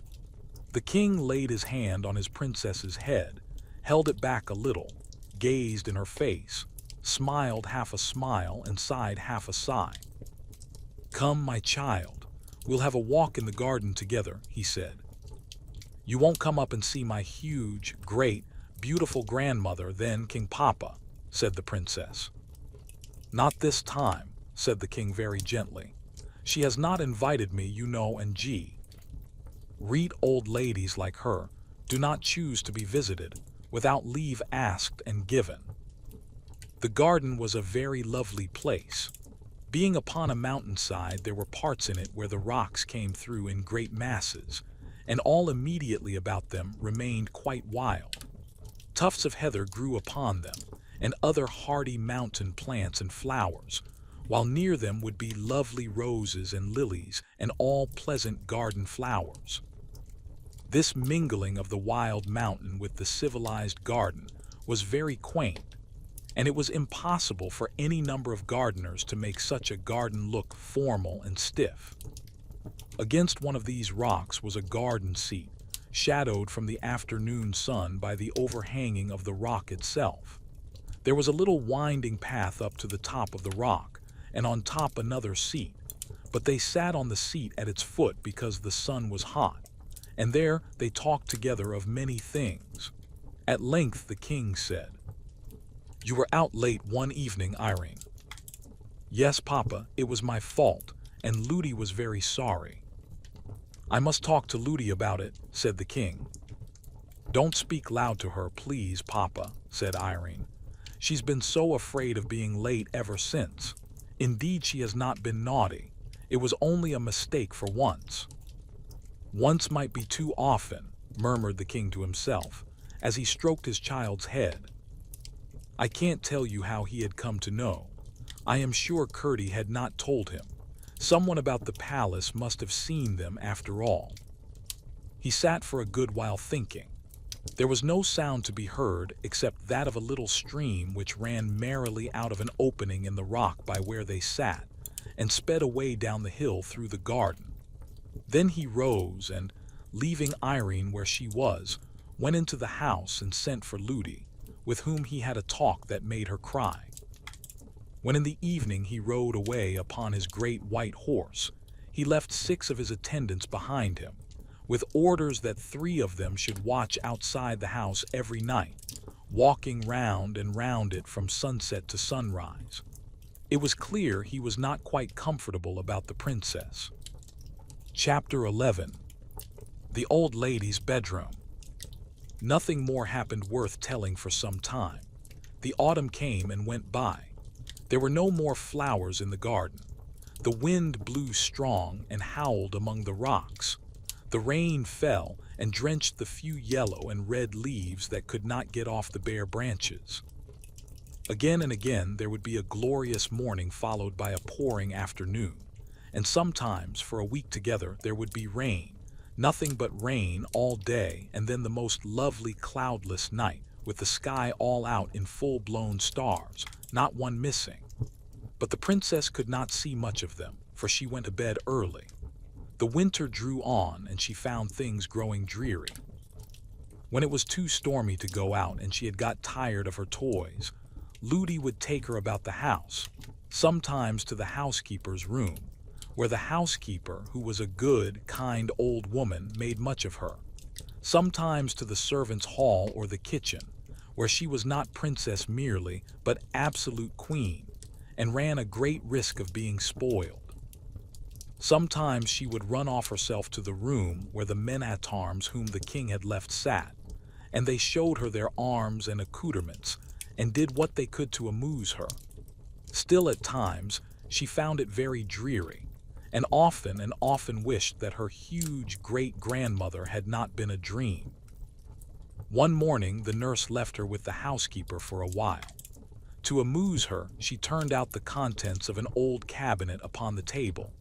The little princess found her treasures, queer ancient ornaments, and many things the use of which she could not imagine, far more interesting than her own toys, and sat playing with them for 2 hours or more. But at length, in handling a curious old-fashioned brooch, she ran the pin of it into her thumb and gave a little scream with the sharpness of the pain, but would have thought little more of it had not the pain increased and her thumb begun to swell. This alarmed the housekeeper greatly. The nurse was fetched, the doctor was sent for, her hand was poulticed, and long before her usual time she was put to bed. The pain still continued, and although she fell asleep and dreamed a good many dreams, there was the pain always in every dream. At last it woke her up. The moon was shining brightly into the room. The poultice had fallen off her hand, and it was burning hot. She fancied if she could hold it into the moonlight that would cool it. So she got out of bed, without waking the nurse who lay at the other end of the room, and went to the window. When she looked out, she saw one of the men-at-arms walking in the garden with the moonlight glancing on his armor. She was just going to tap on the window and call him, for she wanted to tell him all about it, when she bethought herself that that might wake Ludi, and she would put her into her bed again. So she resolved to go to the window of another room and call him from there. It was so much nicer to have somebody to talk to than to lie awake in bed with the burning pain in her hand. She opened the door very gently and went through the nursery, which did not look into the garden, to go to the other window. But when she came to the foot of the old staircase, there was the moon shining down from some window high up, and making the worm-eat oak look very strange and delicate and lovely. In a moment she was putting her little feet one after the other in the silvery path up the stair, looking behind as she went, to see the shadow they made in the middle of the silver. Some little girls would have been afraid to find themselves thus alone in the middle of the night, but Irene was a princess. As she went slowly up the stair, not quite sure that she was not dreaming, suddenly a great longing woke up in her heart to try once more whether she could not find the old lady with the silvery hair. "If she is a dream," she said to herself, "then I am the likelier to find her if I am dreaming." So up and up she went, stair after stair, until she came to the many rooms, all just as she had seen them before. Through passage after passage she softly sped, comforting herself that if she should lose her way it would not matter much, because when she woke she would find herself in her own bed with Ludi not far off. But as if she had known every step of the way, she walked straight to the door at the foot of the narrow stair that led to the tower.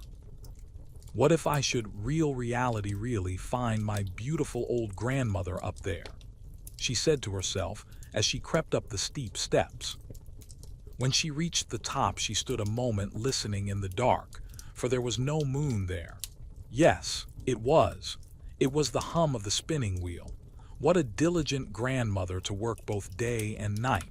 She tapped gently at the door. "Come in, Irene," said the sweet voice. The princess opened the door and entered. There was the moonlight streaming in at the window, and in the middle of the moonlight sat the old lady in her black dress with the white lace, and her silvery hair mingling with the moonlight, so that you could not have told which was which. "Come in, Irene," she said again. "Can you tell me what I am spinning?" She speaks, thought Irene, just as if she had seen me 5 minutes ago or yesterday at the farthest. "No," she answered. "I don't know what you are spinning. Please, I thought you were a dream. Why couldn't I find you before, great-great-grandmother?" "That you are hardly old enough to understand. But you would have found me sooner if you hadn't come to think I was a dream. I will give you one reason though why you couldn't find me. I didn't want you to find me." "Why, please?" "Because I did not want Ludi to know I was here." "But you told me to tell Ludi." "Yes, but I knew Ludi would not believe you. If she were to see me sitting spinning here, she wouldn't believe me either." "Why?" "Because she couldn't. She would rub her eyes and go away and say she felt queer and forget half of it and more, and then say it had been all a dream." "Just like me," said Irene, feeling very much ashamed of herself. "Yes, a good deal like you, but not just like you, for you've come again, and Ludi wouldn't have come again.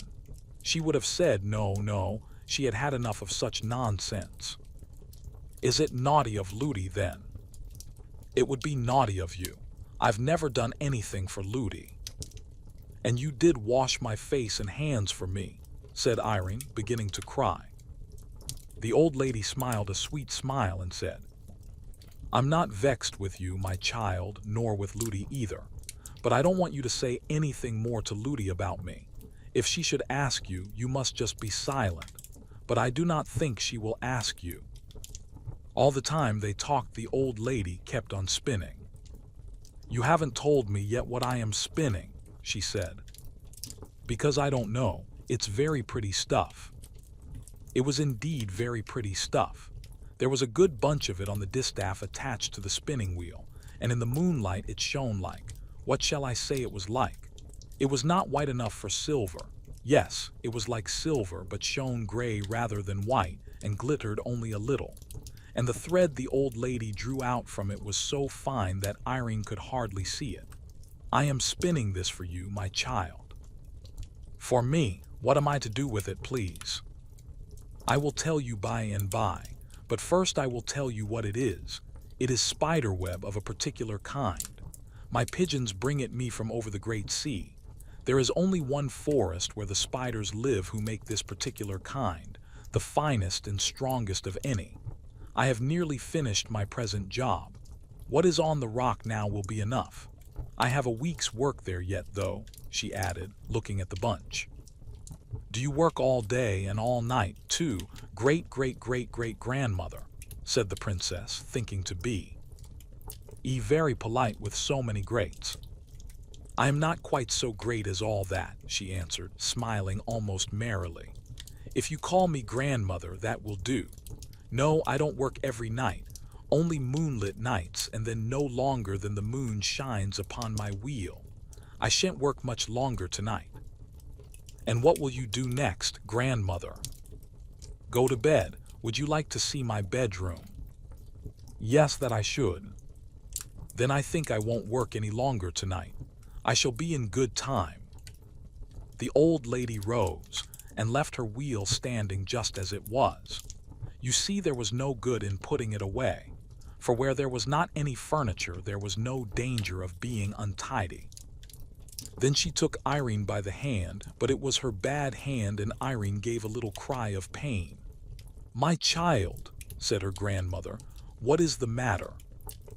Irene held her hand into the moonlight that the old lady might see it, and told her all about it, at which she looked grave.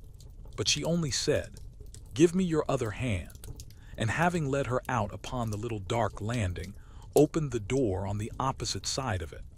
What was Irene's surprise to see the loveliest room she had ever seen in her life.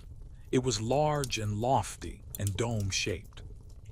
From the center hung a lamp as round as a ball, shining as if with the brightest moonlight, which made everything visible in the room, though not so clearly that the princess could tell what many of the things were. A large oval bed stood in the middle, with a coverlid of rose color, and velvet curtains all round it of a lovely pale blue. The walls were also blue, spangled all over with what looked like stars of silver.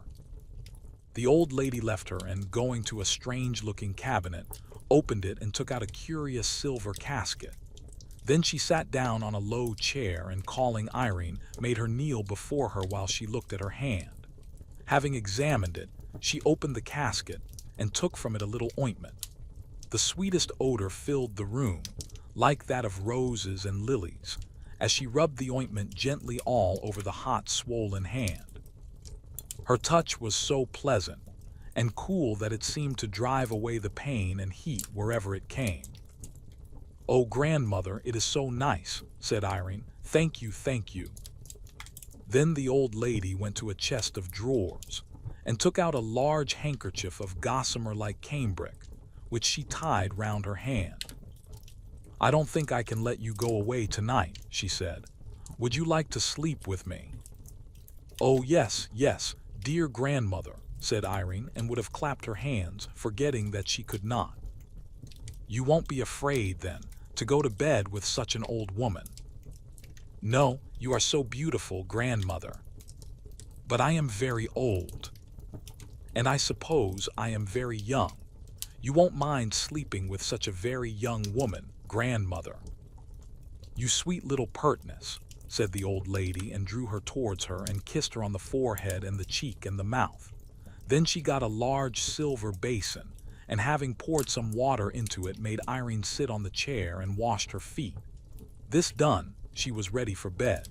And oh, what a delicious bed it was into which her grandmother laid her. She hardly could have told she was lying upon anything. She felt nothing but the softness. The old lady, having undressed herself, lay down beside her.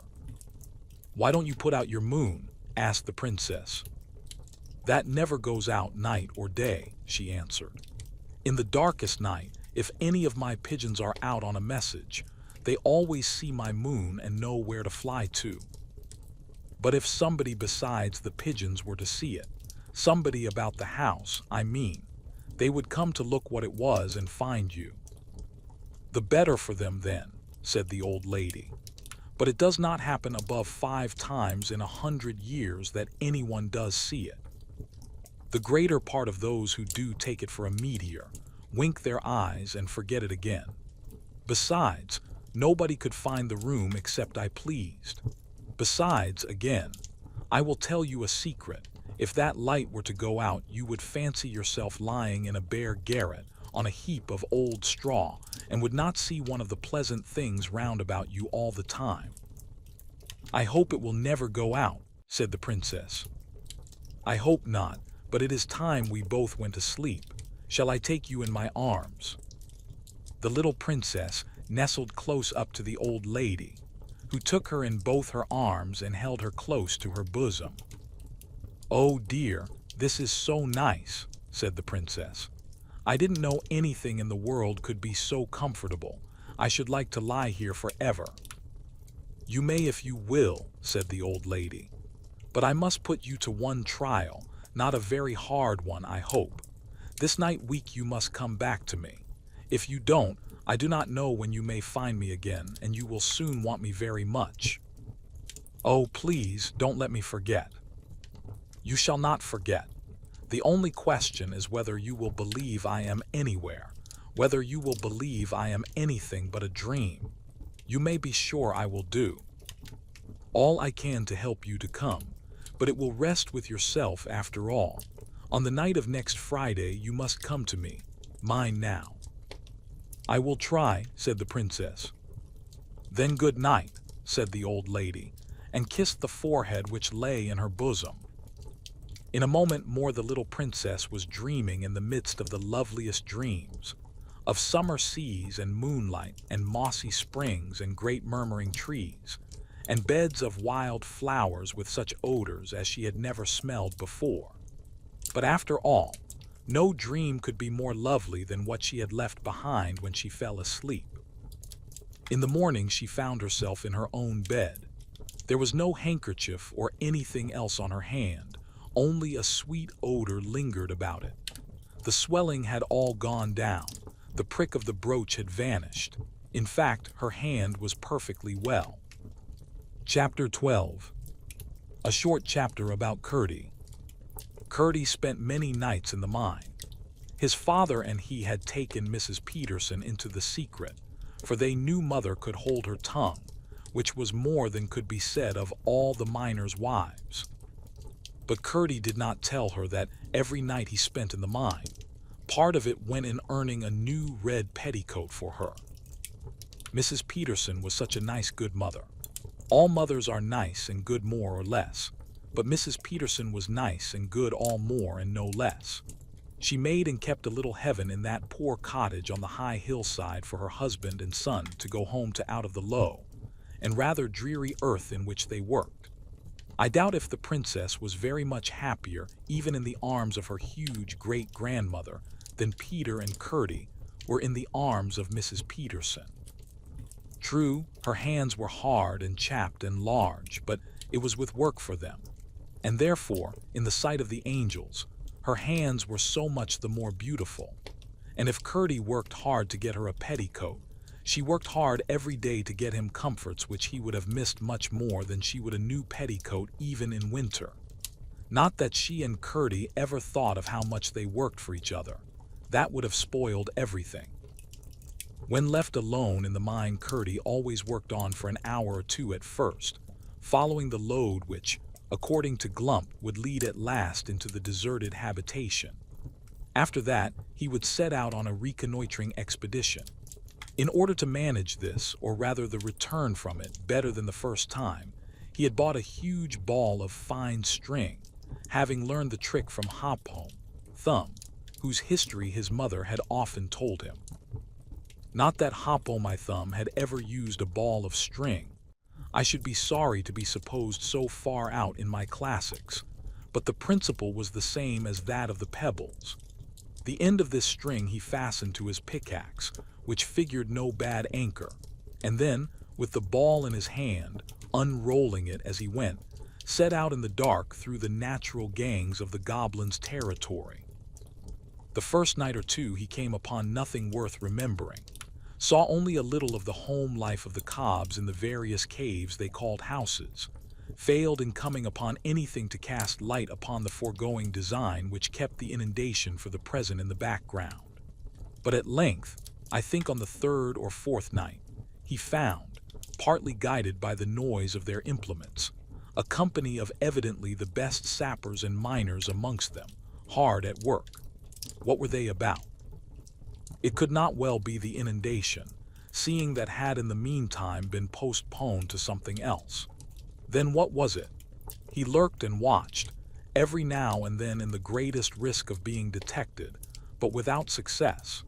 He had again and again to retreat in haste, a proceeding rendered the more difficult that he had to gather up his string as he returned upon its course.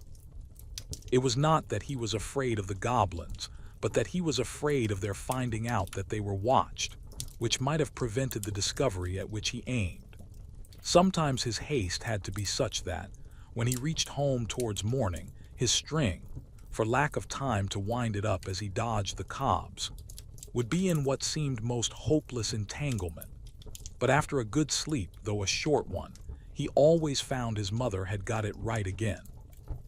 There it was, wound in a most respectable ball, ready for use the moment he should want it. "I can't think how you do it, mother," he would say. "I follow the thread," she would answer, "just as you do in the mine."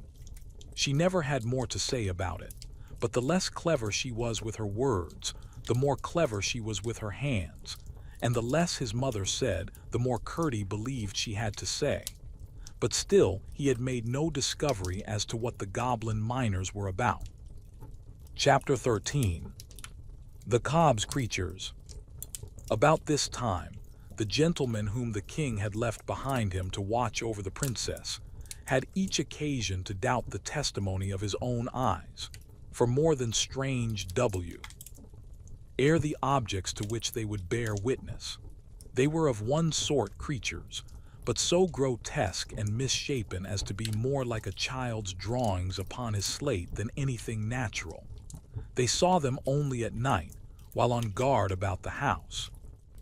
The testimony of the man who first reported having seen one of them was that, as he was walking slowly round the house, while yet in the shadow, he caught sight of a creature standing on its hind legs in the moonlight, with its forefeet upon a window ledge, staring in at the window. Its body might have been that of a dog or wolf, he thought, but he declared on his honor that its head was twice the size it ought to have been for the size of its body, and as round as a ball, while the face, which it turned upon him as it fled, was more like one carved by a boy upon the turnip inside which he is going to put a candle than anything else he could think of. It rushed into the garden. He sent an arrow after it and thought he must have struck it, for it gave an unearthly howl, and he could not find his arrow any more than the beast, although he searched all about the place where it vanished. They laughed at him until he was driven to hold his tongue, and said he must have taken too long a pull at the ale jug. But before 2 nights were over he had one to side with him, for he, too, had seen something strange, only quite different from that reported by the other. The description the second man gave of the creature he had seen was yet more grotesque and unlikely. They were both laughed at by the rest, but night after night another came over to their side, until at last there was only one left to laugh at all his companions. 2 nights more passed, and he saw nothing, but on the third he came rushing from the garden to the other 2 before the house, in such an agitation that they declared, for it was their turn now, that the band of his helmet was cracking under his chin with the rising of his hair inside it. Running with him into that part of the garden which I have already described, they saw a score of creatures, to not one of which they could give a name, and not one of which was like another, hideous and ludicrous at once, gambolling on the lawn in the moonlight. The supernatural, or rather subnatural, ugliness of their faces, the length of legs and necks in some, the apparent absence of both or either in others, made the spectators, although in one consent as to what they saw, yet doubtful, as I have said, of the evidence of their own eyes, and ears as well. For the noises they made, although not loud, were as uncouth and varied as their forms, and could be described neither as grunts nor squeaks nor roars nor howls nor barks nor yells nor screams nor croaks nor hisses nor mews nor shrieks, but only as something like all of them mingled in one horrible dissonance. Keeping in the shade, The watchers had a few moments to recover themselves before the hideous assembly suspected their presence. But all at once, as if by common consent, they scampered off in the direction of a great rock, and vanished before the men had come to themselves sufficiently to think of following them. My readers will suspect what these were, but I will now give them full information concerning them. They were, of course, household animals belonging to the goblins, whose ancestors had taken their ancestors many centuries before from the upper regions of light into the lower regions of darkness. The original stocks of these horrible creatures were very much the same as the animals now seen about farms and homes in the country, with the exception of a few of them, which had been wild creatures, such as foxes, and indeed wolves and small bears, which the goblins, from their proclivity towards the animal creation, had caught when cubs and tamed. But in the course of time, all had undergone even greater changes than had passed upon their owners. They had altered, that is, their descendants had altered, into such creatures as I have not attempted to describe except in the vaguest manner, the various parts of their bodies assuming, in an apparently arbitrary and self-willed manner, the most abnormal developments. Indeed, so little did any distinct type predominate in some of the bewildering results, that you could only have guessed at any known animal as the original, and even then, what likeness remained would be more one of general expression than of definable confirmation. But what increased the gruesomeness tenfold was that, from constant domestic, or indeed rather family association with the goblins, their countenances had grown in grotesque resemblance to the human.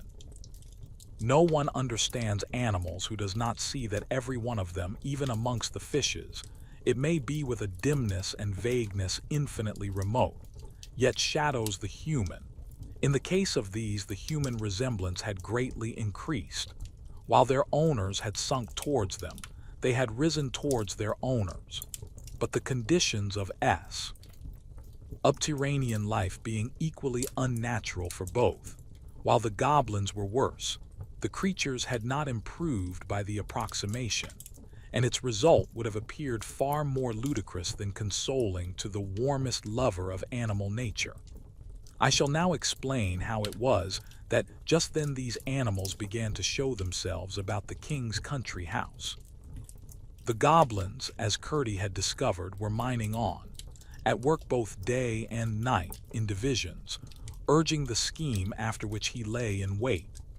In the course of their tunneling they had broken into the channel of a small stream, but the break being in the top of it, no water had escaped to interfere with their work.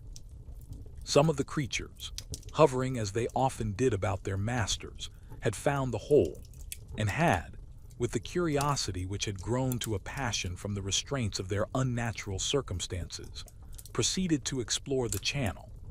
The stream was the same which ran out by the seat on which Irene and her king papa had sat, as I have told, and the goblin creatures found it jolly fun to get out for a romp on a smooth lawn such as they had never seen in all their poor miserable lives.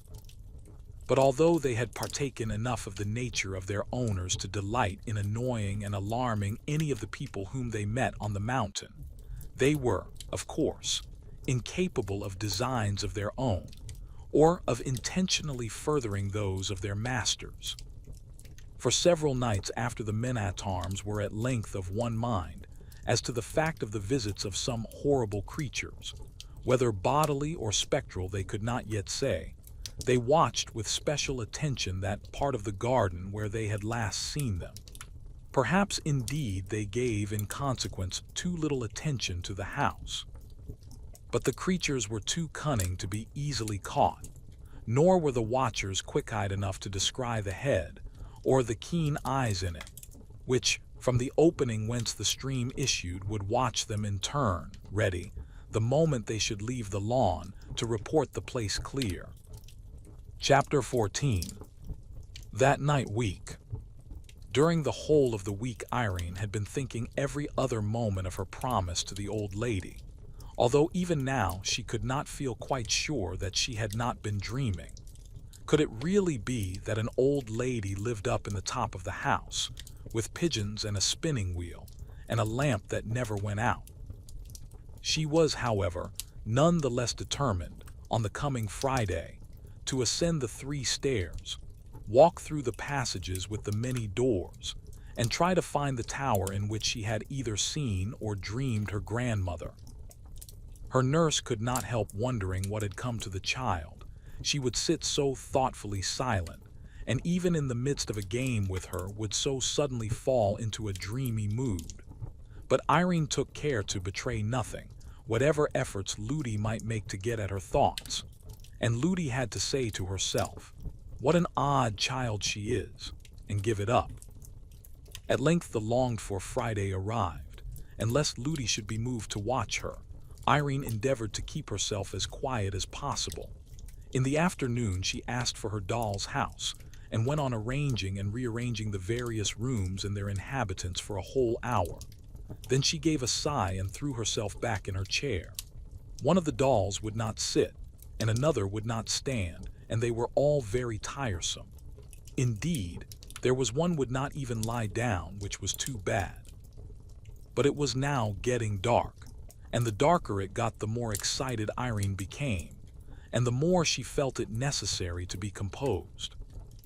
"I see you want your tea, Princess," said the nurse. "I will go and get it. The room feels close. I will open the window a little. The evening is mild. It won't hurt you." "There's no fear of that, Ludi," said Irene, wishing she had put off going for the tea till it was darker, when she might have made her attempt with every advantage. I fancy Ludi was longer in returning than she had intended, for when Irene, who had been lost in thought, looked up, she saw it was nearly dark, and at the same moment caught sight of a pair of eyes, bright with a green light, glowering at her through the open window. The next instant something leaped into the room. It was like a cat, with legs as long as a horse's, Irene said, but its body no bigger and its legs no thicker than those of a cat. She was too frightened to cry out, but not too frightened to jump from her chair and run from the room. It is plain enough to every one of my readers what she ought to have done, and indeed Irene thought of it herself. But when she came to the foot of the old stair just outside the nursery door, she imagined the creature running up those long ascents after her, and pursuing her through the dark passages, which after all might lead to no tower. That thought was too much.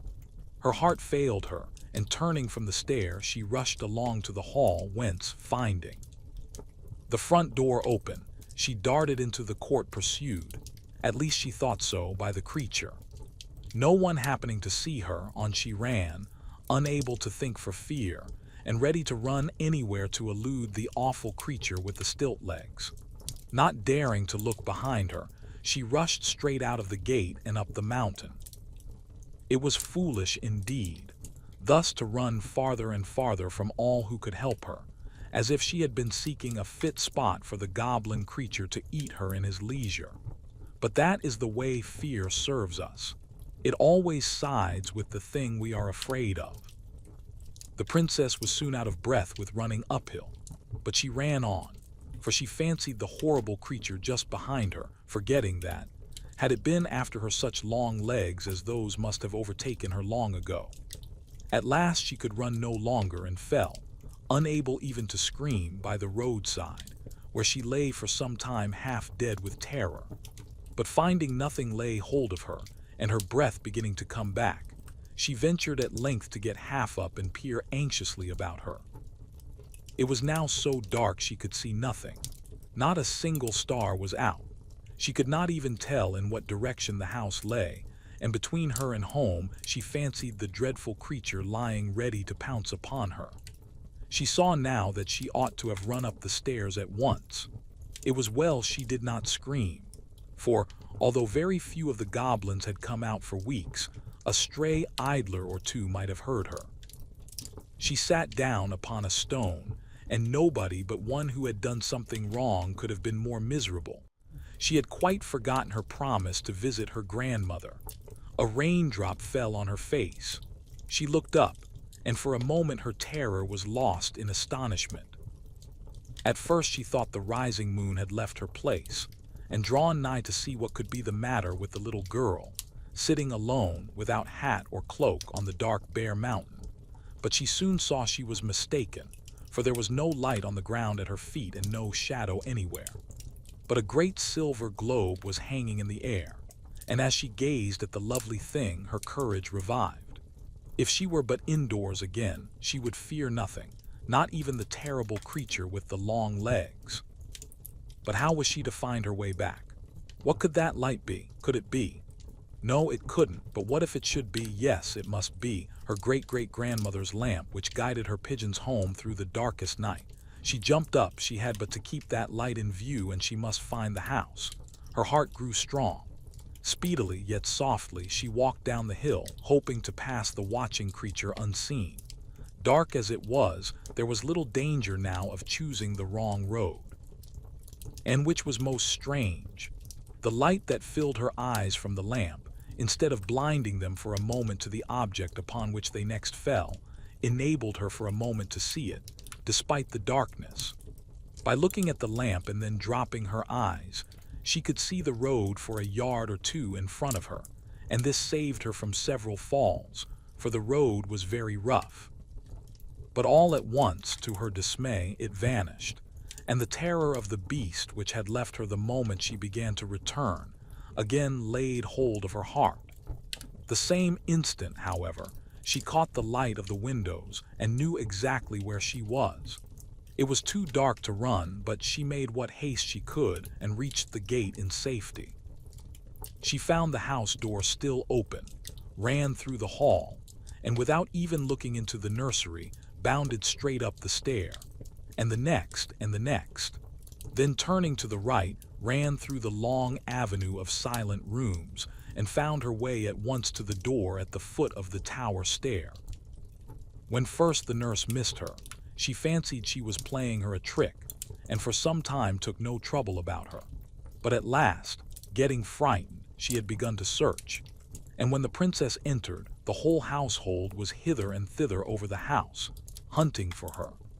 A few seconds after she reached the stair of the tower, they had even begun to search the neglected rooms, in which they would never have thought of looking had they not already searched every other place they could think of in vain. But by this time, she was knocking at the old lady's door. Chapter 15. Woven and then spun. "Come in, Irene," said the silvery voice of her grandmother. The princess opened the door and peeped in, but the room was quite dark and there was no sound of the spinning wheel. She grew frightened once more, thinking that, although the room was there, the old lady might be a dream after all. Every little girl knows how dreadful it is to find a room empty where she thought somebody was, but Irene had to fancy for a moment that the person she came to find was nowhere at all. She remembered, however, that at night she spun only in the moonlight, and concluded that must be. Why there was no sweet, belike humming, the old lady might be somewhere in the darkness. Before she had time to think another thought, she heard her voice again, saying as before, "Come in, Irene." From the sound, she understood at once that she was not in the room beside her. Perhaps she was in her bedroom. She turned across the passage, feeling her way to the other door. When her hand fell on the lock, again the old lady spoke. "Shut the other door behind you, Irene. I always close the door of my workroom when I go to my chamber." Irene wondered to hear her voice so plainly through the door. Having shut the other, she opened it and went in. Oh, what a lovely haven to reach from the darkness and fear through which she had come. The soft light made her feel as if she were going into the heart of the milkiest pearl, while the blue walls and their silver stars for a moment perplexed her with the fancy that they were in reality the sky which she had left outside a minute ago, covered with rain clouds. "I've lighted a fire for you, Irene. You're cold and wet," said her grandmother. Then Irene looked again, and saw that what she had taken for a huge bouquet of red roses on a low stand against the wall was in fact a fire which burned in the shapes of the loveliest and reddest roses, glowing gorgeously between the heads and wings of two cherubs of shining silver. And when she came nearer, She found that the smell of roses with which the room was filled came from the fire roses on the hearth.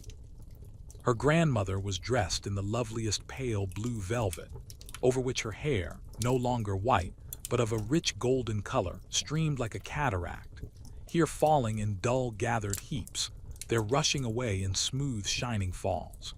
And ever as she looked, the hair seemed pouring down from her head and vanishing in a golden mist ere it reached the floor. It flowed from under the edge of a circle of shining silver, set with alternated pearls and opals. On her dress was no ornament whatever, neither was there a ring on her hand, or a necklace or carcanet about her neck. But her slippers glimmered with the light of the Milky Way, for they were covered with seed pearls and opals in one mass. Her face was that of a woman of 23. The princess was so bewildered with astonishment and admiration that she could hardly thank her, and drew nigh with timidity, feeling dirty and uncomfortable. The lady was seated on a low chair by the side of the fire, with hands outstretched to take her, but the princess hung back with a troubled smile. "Why, what's the matter?" asked her grandmother. "You haven't been doing anything wrong, I know that by your face, though it is rather miserable. What's the matter, my dear?" And she still held out her arms. "Dear grandmother," said Irene, "I'm not so sure that I haven't done something wrong.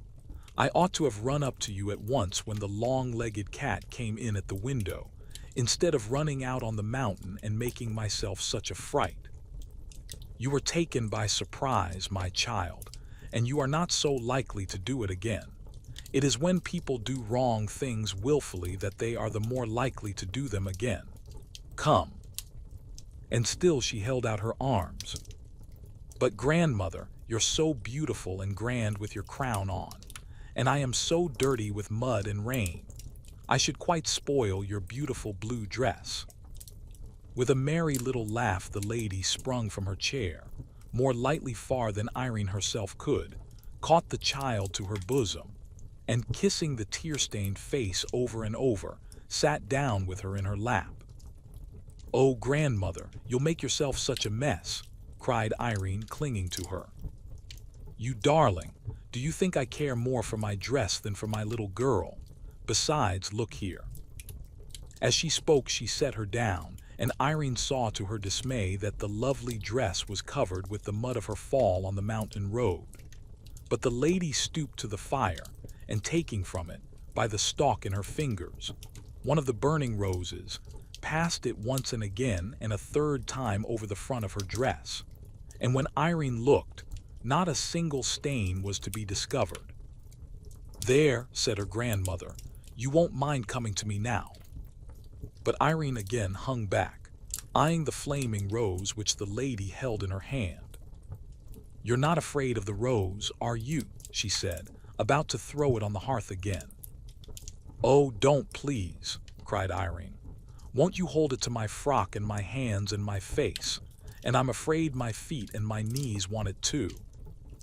"No," answered her grandmother, smiling a little sadly as she threw the rose from her. "It is too hot for you yet. It would set your frock in a flame. Besides, I don't want to make you clean tonight.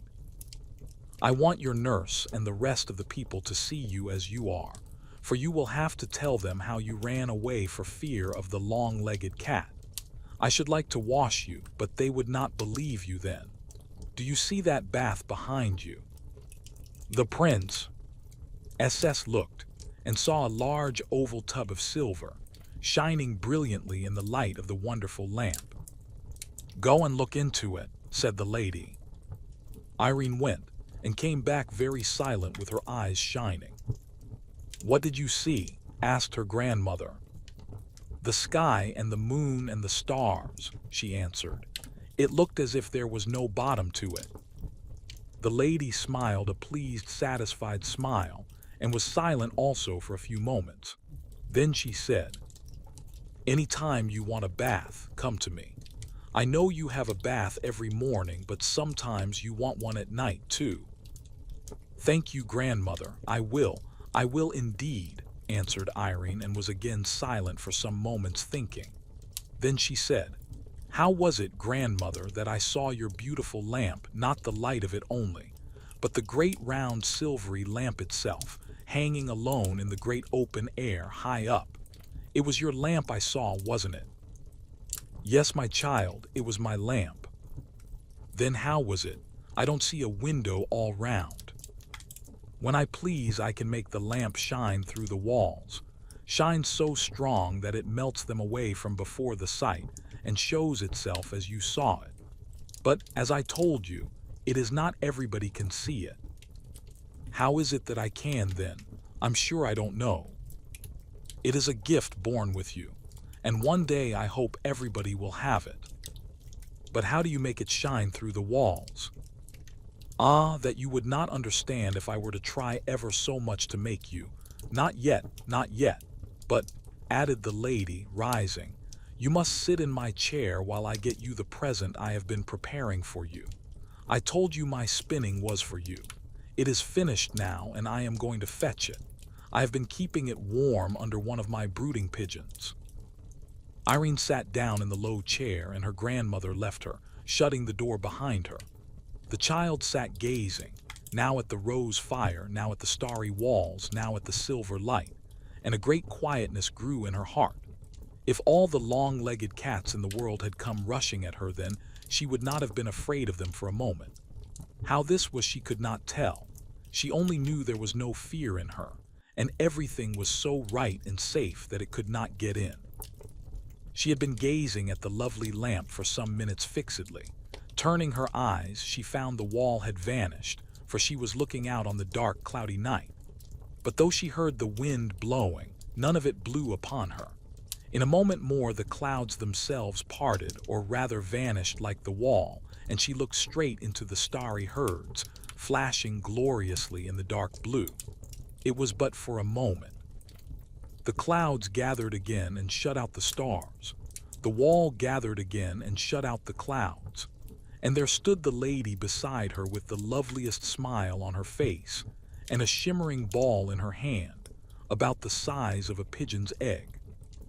"There, Irene, there is my work for you," she said, holding out the ball to the princess. She took it in her hand and looked at it all over.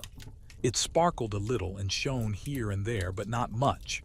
It was of a sort of gray whiteness, something like spun glass. "Is this all your spinning, grandmother?" she asked. "All since you came to the house. There is more there than you think." "How pretty it is! What am I to do with it, please?" "That I will now explain to you," answered the lady, turning from her and going to her cabinet. She came back with a small ring in her hand. Then she took the ball from Irene's and did something with the ring. Irene could not tell what. "Give me your hand," she said. Irene held up her right hand. "Yes, that is the hand I want," said the lady, and put the ring on the forefinger of it. "What a beautiful ring," said Irene. "What is the stone called?" "It is a fire opal." "Please, am I to keep it?" "Always." "Oh, thank you, grandmother. It's prettier than anything I ever saw except those of all colors. In your please, is that your crown?" "Yes, it is my crown. The stone in your ring is of the same sort, only not so good. It is only red, but mine have all colors, you see." "Yes, grandmother, I will take such care of it, but," she added, hesitating. "But what?" asked her grandmother. "What am I to say when Ludi asks me where I got it?" "You will ask her where you got it," answered the lady, smiling. "I don't see how I can do that." "You will, though." "Of course I will if you say so, but, you know, I can't pretend not to know." "Of course not, but don't trouble yourself about it. You will see when the time comes." So saying, the lady turned and threw the little ball into the rose fire. "Oh, grandmother," exclaimed Irene, "I thought you had spun it for me." "So I did, my child, and you've got it." "No, it's burned in the fire." The lady put her hand in the fire, brought out the ball, glimmering as before, and held it towards her. Irene stretched out her hand to take it, but the lady turned and, going to her cabinet, opened a drawer and laid the ball in it. "Have I do need anything to vex you, grandmother?" said Irene pitifully. "No, my darling, but you must understand that no one ever gives anything to another properly and really without keeping it. That ball is yours." "Oh, I'm not to take it with me. You are going to keep it for me." "You are to take it with you. I've fastened the end of it to the ring on your finger." Irene looked at the ring. "I can't see it there, grandmother," she said. "Feel a little way from the ring towards the cabinet," said the lady. "Oh, I do feel it," exclaimed the princess. "But I can't see it," she added, looking close to her outstretched hand. "No, the thread is too fine for you to see it. You can only feel it. Now you can fancy how much spinning that took, although it does seem such a little ball. But what use can I make of it, if it lies in your cabinet? That is what I will explain to you. It would be of no use to you. It wouldn't be yours at all if it did not lie in my cabinet. Now listen. If ever you find yourself in any danger, such, for example, as you were in this same evening, you must take off your ring and put it under the pillow of your bed. Then you must lay your finger, the same that wore the ring, upon the thread and follow the thread wherever it leads you." "Oh, how delightful! It will lead me to you, grandmother, I know." "Yes, but remember, it may seem to you a very roundabout way indeed, and you must not doubt the thread. Of one thing you may be sure, that while you hold it, I hold it too." "It is very wonderful," said Irene thoughtfully. Then suddenly becoming aware, she jumped up, crying, "Oh, grandmother, here have I been sitting all this time in your chair and you standing. I beg your pardon." The lady laid her hand on her shoulder and said, "Sit down again, Irene. Nothing pleases me better than to see anyone sit in my chair. I am only too glad to stand so long as anyone will sit in it." "How kind of you," said the princess, and sat down again. "It makes me happy," said the lady. "But," said Irene, still puzzled, "won't the thread get in somebody's way and be broken, if the one end is fast to my ring, and the other laid in your cabinet?" "You will find all that arrange itself. I am afraid it is time for you to go." "Mightn't I stay and sleep with you tonight, grandmother?" "No, not tonight. If I had meant you to stay tonight, I should have given you a bath. But you know everybody in the house is miserable about you, and it would be cruel to keep them so all night. You must go downstairs." "I'm so glad, grandmother, you didn't say go home, for this is my home. Mayn't I call this my home?" "You may, my child, and I trust you will always think it your home. Now come, I must take you back without anyone seeing you." "Please, I want to ask you one question more," said Irene. "Is it because you have your crown on that you look so young?" "No, child," answered her grandmother. "It is because I felt so young this evening that I put my crown on, and I thought you would like to see your old grandmother in her best." "Why do you call yourself old? You're not old, grandmother." "I am very old indeed. It is so silly of people. I don't mean you, for you are such a tiny and couldn't know better. But it is so silly of people to fancy that old age means crookedness and witheredness and feebleness and sticks and spectacles and rheumatism and forgetfulness. It is so silly. Old age has nothing whatever to do with all that. The right old age means strength and beauty and mirth and courage and clear eyes and strong, painless limbs. I am older than you are able to think, and look at you, grandmother," cried Irene, jumping up and flinging her arms about her neck. "I won't be so silly again, I promise you. At least, I'm rather afraid to promise. But if I am, I promise to be sorry for it, I do. I wish I were as old as you, grandmother. I don't think you are ever afraid of anything." "Not for long, at least, my child. Perhaps by the time I am 2,000 years of age, I shall indeed never be afraid of anything. but I confess I have sometimes been afraid about my children, sometimes about you, Irene." "Oh, I'm so sorry, grandmother. Tonight, I suppose you mean." "Yes, a little tonight, but a good deal when you had all but made up your mind that I was a dream and no real great-great-grandmother. You must not suppose I am blaming you for that. I dare say you could not help it." "I don't know, grandmother," said the princess, beginning to cry. "I can't always do myself as I should like, and I don't always try. I'm very sorry anyhow." The lady stooped, lifted her in her arms, and sat down with her in her chair, holding her close to her bosom.